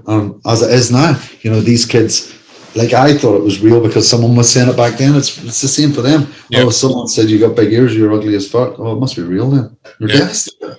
Yeah, you're thinking everybody's thinking that. Everybody thinks that in the world. Yeah. So I just kind of we made our life really light. We had just finished building our dream home, put absolutely everything into it. My wife worked in the industry as well. So we both had our biggest earning year last year and never earned any of it at all. So we were like, I'm cool with it. Last year was one of the best years of my life. Yeah, but I mean, we were talking about it, and for the first time, you've actually had a rest from, and how, I don't know how long, how many years, non-stop? 27 years I've been like physically into it, like either learning about it or actively doing it. Yeah, and it's almost like, I don't know, in the midst of a fucking global pandemic, you almost found a wee bit of peace. Brilliant. It's beautiful. Isn't that mad when you actually think about that? I mean, I speak to people about it all the time. They're like, well, I don't really think you should say that. I'm like, well, I'm not saying it was your best year. I'm just saying it was like me and my wife decided to make a lot of sacrifices in our life because the stuff that we had doesn't have the same value to us anymore. Mm-hmm. Time. How can we spend more time together? How can we spend more time doing stuff that we love? Like, how can we, all we want to do is smile, right? Be happy, and as kind of mystical and happy as that sounds, I'm just stripping it down to really the basics. That's what we want, and that's our goal. That is only what our goal is. Whatever else comes from it is fine. When we went and lived in the caravan, mate, it gave me such a sense of, I mean, we sold our house for 1.2 fucking million bucks. Like, we went from that to living in a caravan, which to me showed me the best sense of life ever in terms of how simple life can be. It took me back to the 80s, mate, when I was a kid. And I'm not that I lived in a caravan then, but just the feeling, I'm in the caravan park and I'm opening the door of my coffee and I'm getting my dogs ready, and there's kids up with the hula hoops, and there's fucking the man and dad's making a fucking barbecue, or they're just doing stuff, and the kids are on their bikes and they got the streamers on their handle, and everybody's just really happy in this little community, because it's like you're on a fucking permanent holiday. Yep. And it was just a beautiful thing. And I was like, I fucking love this. I love this. I love how simple it is. I had a couple of t-shirts with me, a couple of pairs of shoes, a couple of hats, and you know what I mean? A couple of Razzle magazines. Whatever. When the caravans are rocking, don't come a knocking. But that simplistic side of, you get into a habit of you had to hate this and you have to live up to this and you have to have this. And, that studio, you came to my house when I was just getting into buying equipment and I had the two Mother Moog controllers. What I grew into. I didn't even know how to work them wee things. I had a fucking kettle in the studio. It was the only thing I knew how to fucking You know what I mean? But, that desire and passion to have that stuff, but none of it kind of... That's fucking... I don't know who said it is, but it's one of the guys that calls me for kind of guidance a little bit. Tell you a funny story. So he called me a couple of weeks ago and he goes, he tried to kill himself and all that, and he calls me, and I always have to say to him, listen, I'm no therapist, you know what I mean? I'm your friend, I'm being your friend.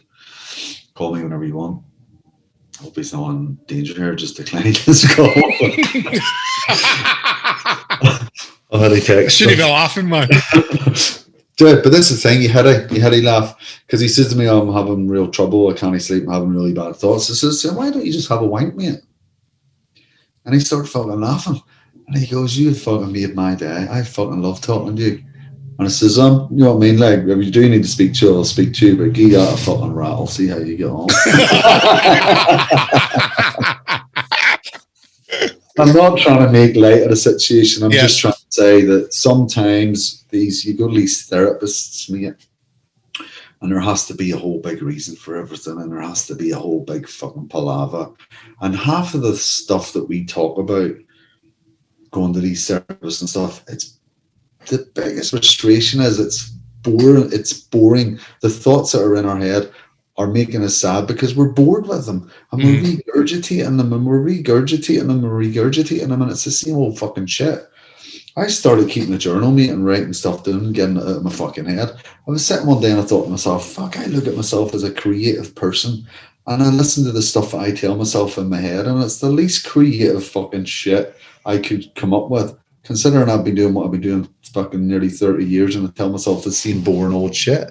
Mhm. And it really was a realization for me. I was like, you are not creative at all, mate. You're fucking boring as fuck. You need to sort it out. You know, so where is that creativity leading you now? Like helping others, enjoying the simple things in life. Where are you? I mean, I think out of the full journey, you know, you sound talking to you know, you just, I feel as if you're just happy with who you are and where you are in your life right now, and it's just a brilliant place to be in it.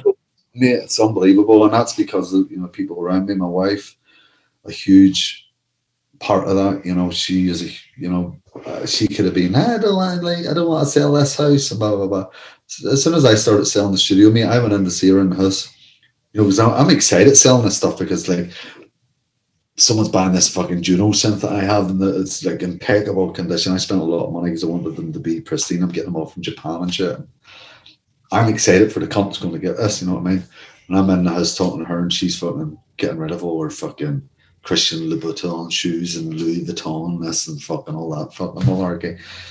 Because she's not like that. She liked having nice things when she was earning a lot of money, but for years she's not done anything like that. Like, she walks around the house with toe spacers in because she's a big runner, like, and she's like, them shoes don't even fucking fit me anymore. Yeah, you know what I mean? Like, so she was really on board with stuff, is what I'm saying. Like, if she hadn't been, it would have made it a bit harder. yeah, of course. You know, so she's like, you know, she's just up for everything. She like really, since I've started getting into the techno stuff again and music that I love, she's like, you know, I'm talking to her about it, and she's like, well, I've been kind of waiting, you know. The question I've been asking myself is, like, why is it fucking taking this cunt so long?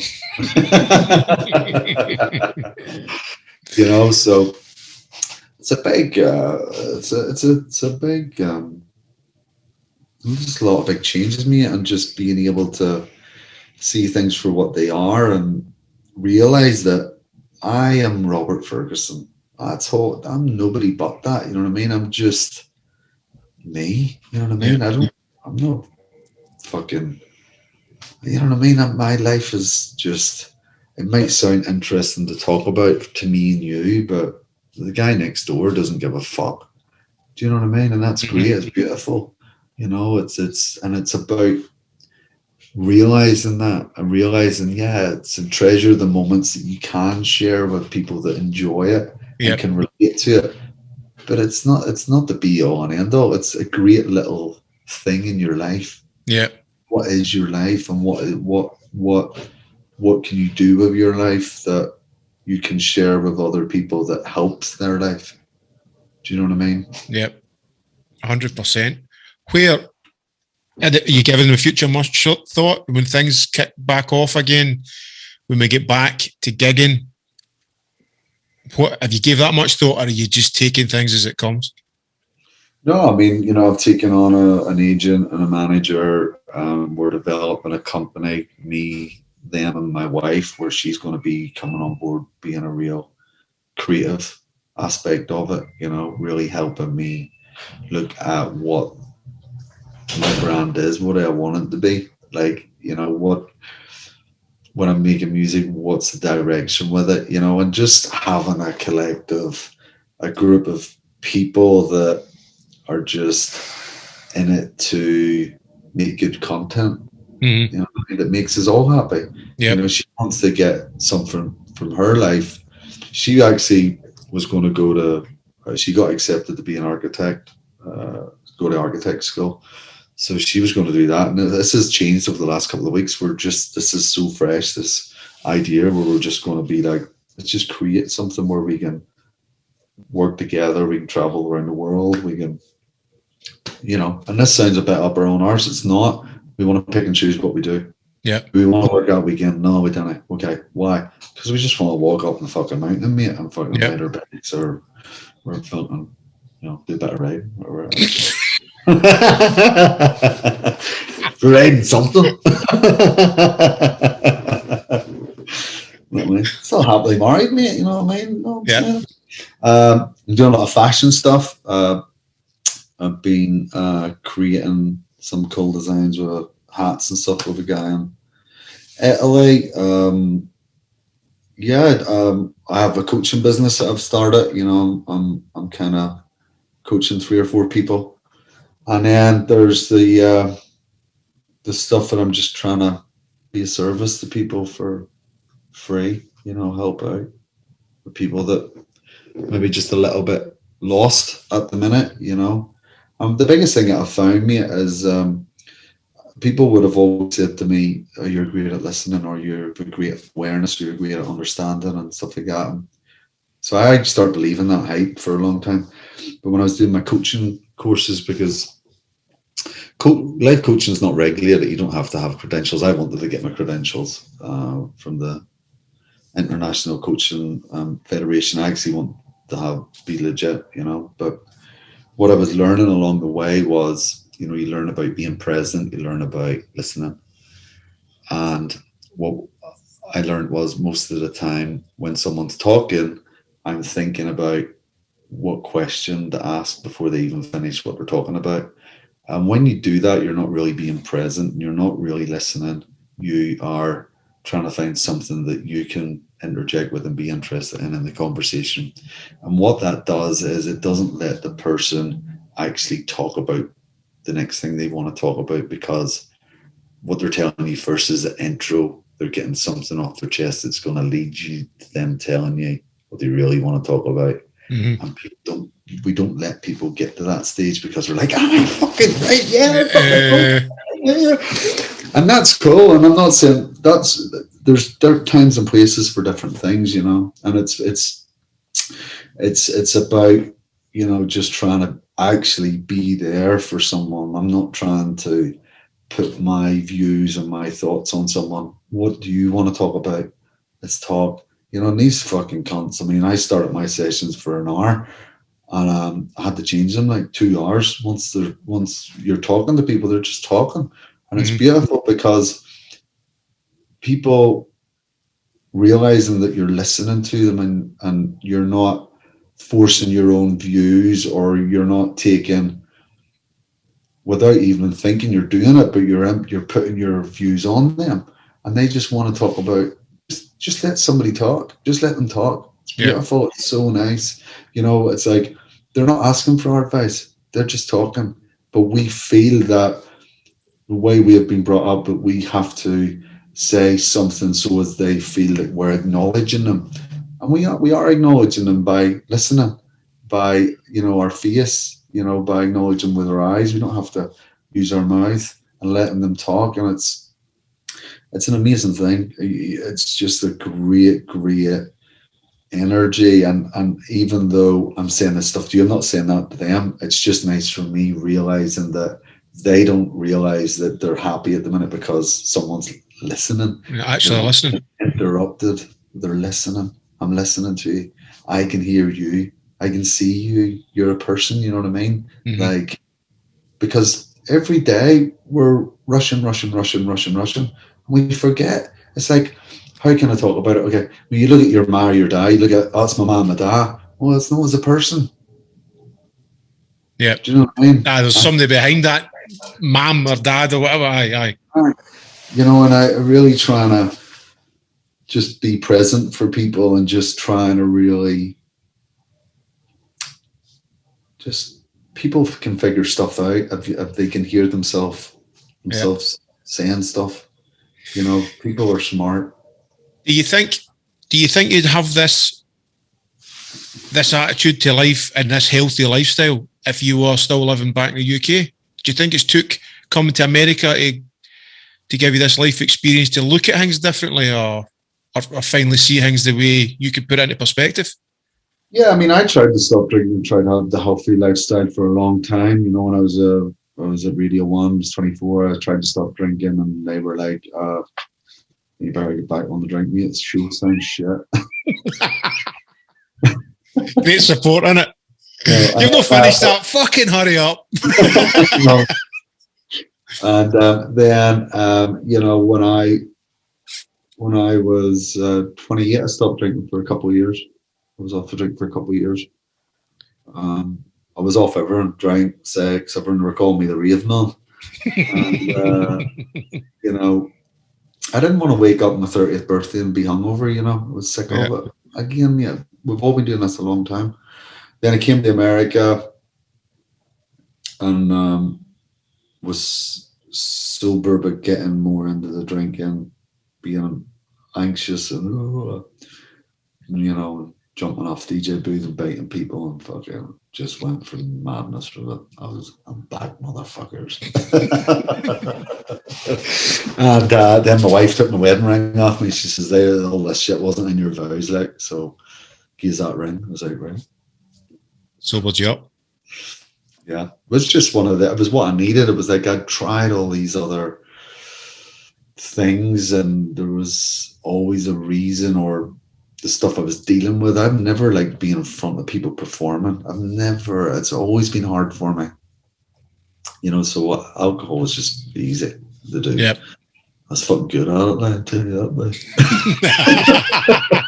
but, you know, and it's just getting older, me, you know, and it just all happened at the right time. You know, I'd got married and the honeymoon kind of spilled over maybe 6 months, and you know, I wasn't even being crazy. It was just like, if I have a hangover, I'm on the couch for 4 or 5 days. Mm-hmm. You know, and then you're playing 5 or 6 nights a week and you're out and it's like you're celebrating and it's like, you know, and it was just getting too much. And she was just like, I'm not here for this shit. So, you know, she doesn't fuck about, you know what I mean?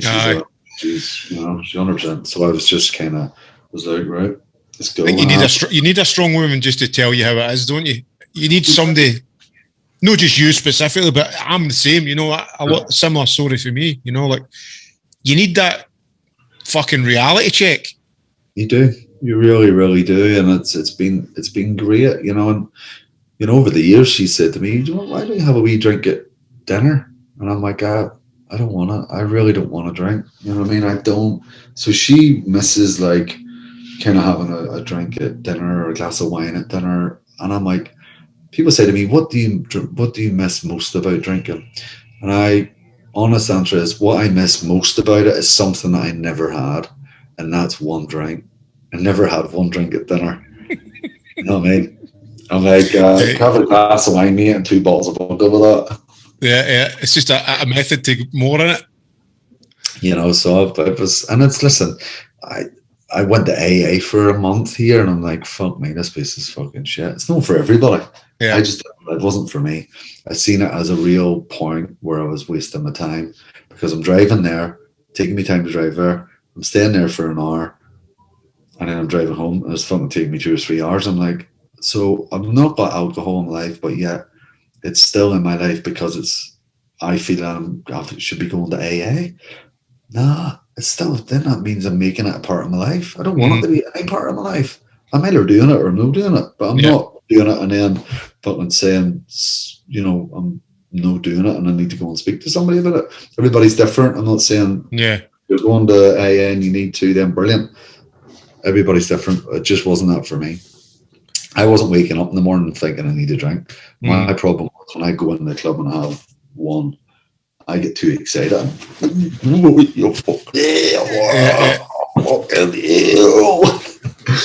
know what I mean? I just get wild excited about it. Yeah. Great. But also you've seen the destructive side of that and all that. And even like when you're in that lifestyle, I'm sure you've experienced it. Just sometimes the people that you attract in your circles, the toxic sort of people who you think they're your friends, but they're not there for the right reasons and lead you down paths. You can later on you go, wait a fucking minute here. I love all them people. They're my people. They're my people. I don't give a fuck who you were. If you're fucking going to stay up for me, like I went through so many people. I go to somebody on a Thursday night, and maybe stay with me to Saturday. Finding some other people staying at Saturday, Sunday, happy days. Finding another group of people at the Monday club, happy days. I was just fucking a rocket, man. An absolute fucking. Just full of energy. I was a legend in that game, like, for sure. If they had medals or certificates, you'd be fucking loaded. You'd be a professor. Yeah, and I could have melted them down and built a couple of fucking, I don't know, could have had them on the key. I don't know. Yeah, it was good. It was good, but I feel Listen, I couldn't be at the stage where I'm at now without the whole journey, you know. Yep. And listen, it's life's life, man. You know, it's like to be able to experience different aspects of it, you know, like whether it's different aspects of music, different aspects of crowds who are coming in, why do they like it more than that, or countries and cultures, and it's so narrow-minded to think that we have to stay in one box. Really? Yep. Really? You've already seen pair of jeans your whole fucking life. Really? You know, so, you know, I've done gigs. This is the thing, you know, people go, you fucking sold out, mate. All right, no, I'm feeling part of that fucking analogy there. Do I do gigs for money? Aye, most of them I do. Do I do other gigs for more money? Aye, I fucking do. Who doesn't? It's your job. Who doesn't? Who doesn't? I was talking to a new DJ, and he was saying to me, you know, the club scene's fucking shit here in Ireland. You know, the promoters make you bring a busload of people or they're not going to give you a gig. I'm like, right. They're giving you a gig, right? They're getting name on the flyer. Aye, right, aye. So what would you think of the promoter booked me and nobody came to the club when I was playing? I had to bring people. They don't look at it like that. The club's just full.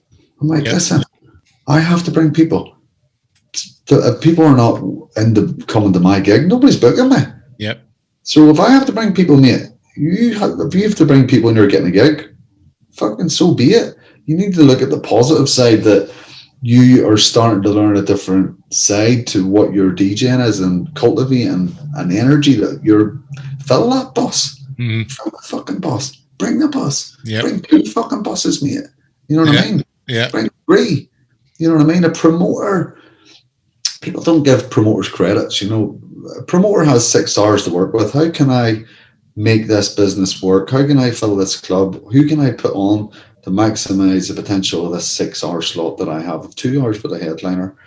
I need a closer and I need an opener. Who's going to help make this party absolutely rock?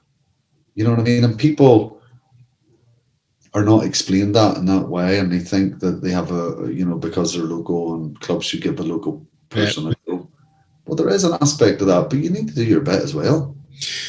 I think nothing's easy. You know, you have to work for it.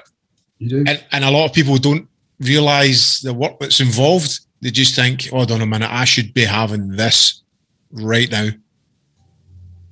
But, I've been DJing in the bedroom for 3 years.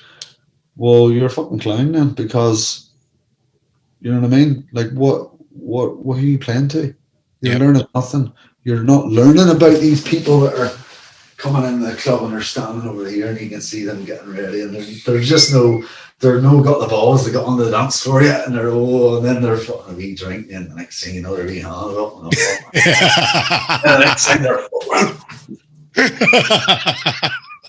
there's not a better feeling than that. Yep.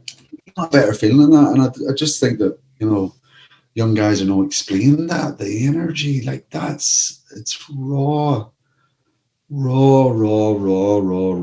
excitement that's bottled up that you're trying to fucking crack open the tin and bring them on to that. I love playing at the start of the night. I love it.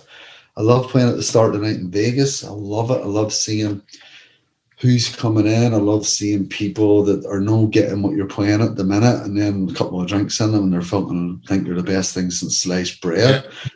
I love watching the reaction of people's faces when you're bringing down the vibe, because the energy's just been absolutely mental. And I know as a DJ, I need to bring this down, but they come up to me and go, "What's wrong? Did you play all your good records?" You're like, "No, I'm just getting ready to take off again, mate. Give you a wee breather." And that you have to see it as a beautiful thing. I remember I went on after Calvin one night. They call it's a closing set, on this. And obviously I'm bringing it way down, and the girl says to me, she says, "You don't know what you're doing. Everybody's leaving." So Alex, well, I'm doing a closing set. What do you mean? I says, well, we're closing.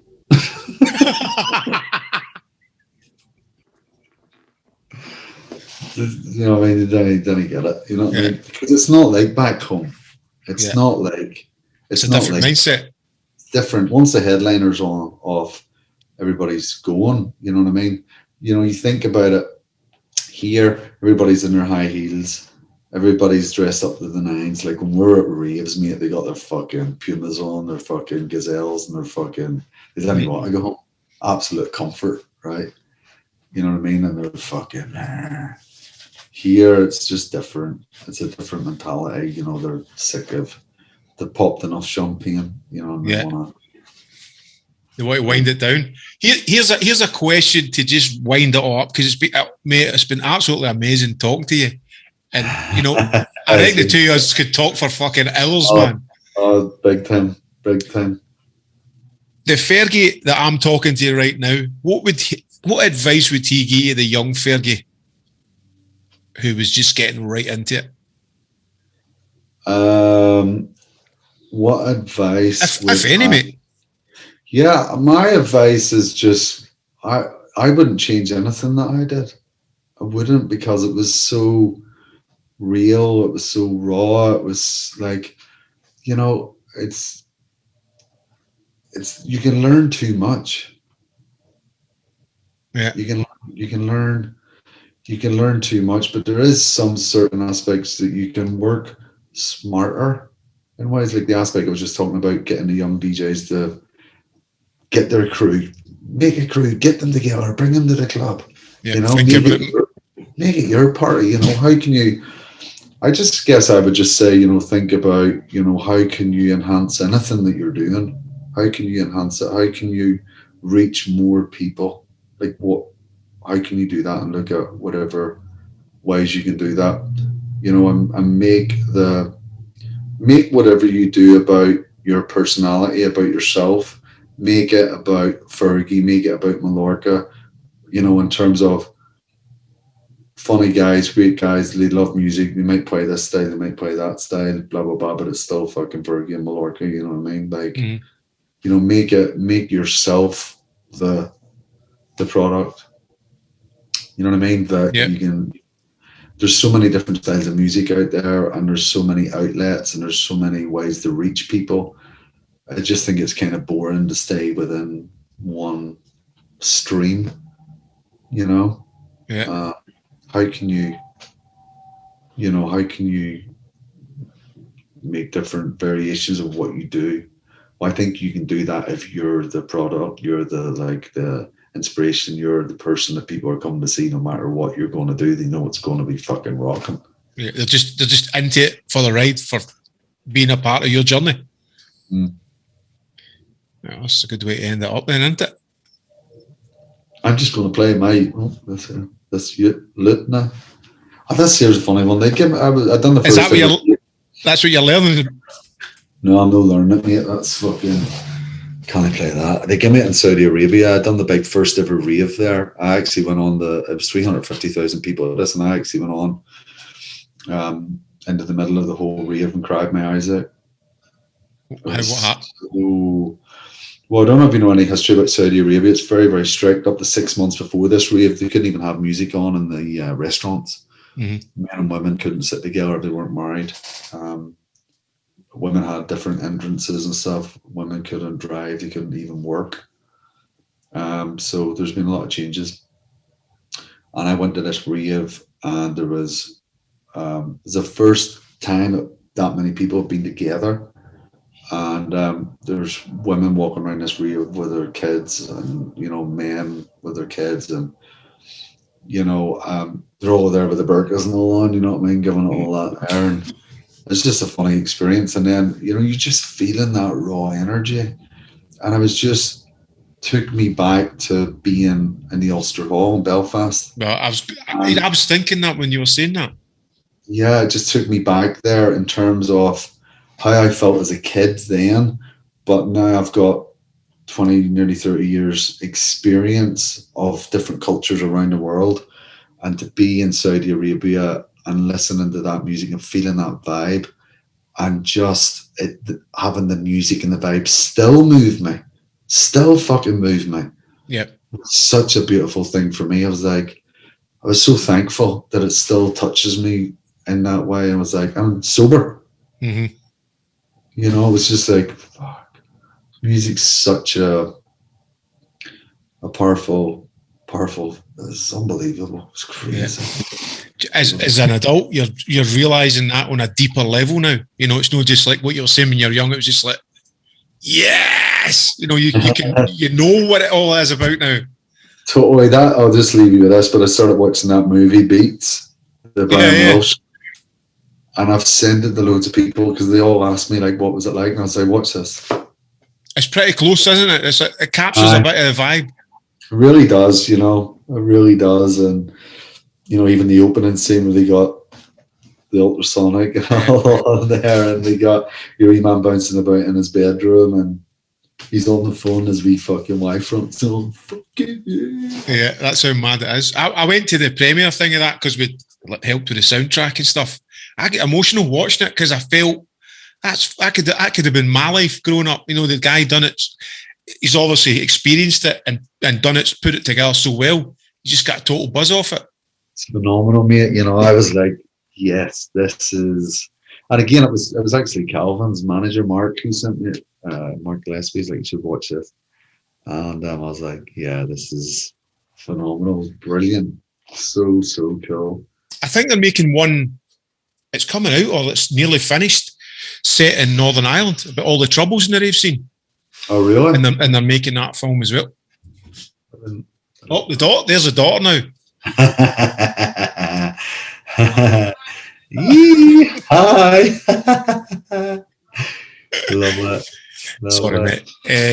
So they're making one about the rave scene and what it did, and so it'll be interesting to see what that's like. I'll try and find out more about it to see where it is, but this guy's been doing it for a good few years now. That'd be brilliant. I'd love to watch that. Yeah. But hey, mate, your life is screaming out for a book or a film. Yeah, a guy approached me about doing a book. So, because one of the big things they've done for me back home, obviously you've probably seen it in Scotland where they have all the murals on the walls and all the gunmen and stuff like that. And in my hometown, they have that a lot. So for the first time, they took one of them down and they got a big picture of me up there they call it the peace wall. So wow, I never knew that. That's amazing, man. Yeah, pretty proud of that. No one's put a big fucking aubergine in my fucking so brilliant, man. Well, listen, Fergie, I've got to say we need to wind it up at some point or we'll run out of fucking memory in the computer. But it's been a blast, man. Just catching up. Brilliant. I knew it was going to be a good one. That's, you know, obviously all the stuff was going on. I was like, I just wasn't in the, it just would have been rushed, and it needed to be what it was today. Just brilliant. Yeah. Well, we'll wind it up there. What about you? Want to just do any shouts for like Instagrams if anybody's want to get into, everybody knows how to get in touch with you anyway, but is there anything like you could check me out on this? I would say that's don't fucking send me any messages, because I love connecting with people. The worst thing to do is send you birthday messages. Last year, I spent about 5 or 6 hours replying to everybody. Right? Happy birthday. Brilliant. Thanks, mate. Appreciate it. Happy birthday, mate. Oh, right. Cheers. So you get through all these 5 or 6 fucking 100 messages, many more. And because I can't reply to one, I reply to all of them. And then what happens when you get to the end of one? You had to start all over again, because then the same people are saying to you, friends have seen it. No, well, then you said thanks for the birthday message, and then they were saying, "Oh, what are you up to today?" I'm like, fuck me, mate. Just going to enjoy my birthday. Oh, what? Yeah, what are you doing? Anything good? And then you end up sending each person about 15 messages. Yeah. So last year, so no doing it again. Don't fucking send me any birthday messages. Because I've no plan. Fucking didn't even have a birthday. Fucking get ripped off. What would I say to people? Yep. Just that I'm fucking working on a lot of great stuff, and just take it and fucking listen to it. If you don't like it, great. If you do like it, I'm doing something wrong. When do you see us getting back to gigging? Have you got a thought on that? When you think things will open up? September, I've got like a load of offers for September, and I've got a load of stuff for November. So just trying to figure out which parts I'm going to do. Vegas will open up here in May. I think I'm only going to do maybe one a week. You know, next year, next May, obviously, this is one a week. Yeah, this one coming up. Yeah, May coming up. So, there you go. Well, dude, I'm sure whatever you do, man, it's going to be mega.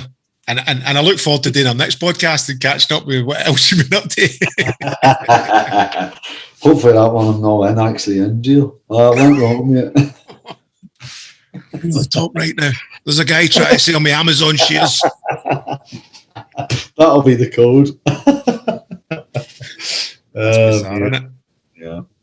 Oh, well. Listen, thanks for taking the time out, Fergie, Thank man. you, mate. Appreciate it a lot. Thank you, mate. You're a fucking legend yourself. No, right back at you, man. I'll just end this right here.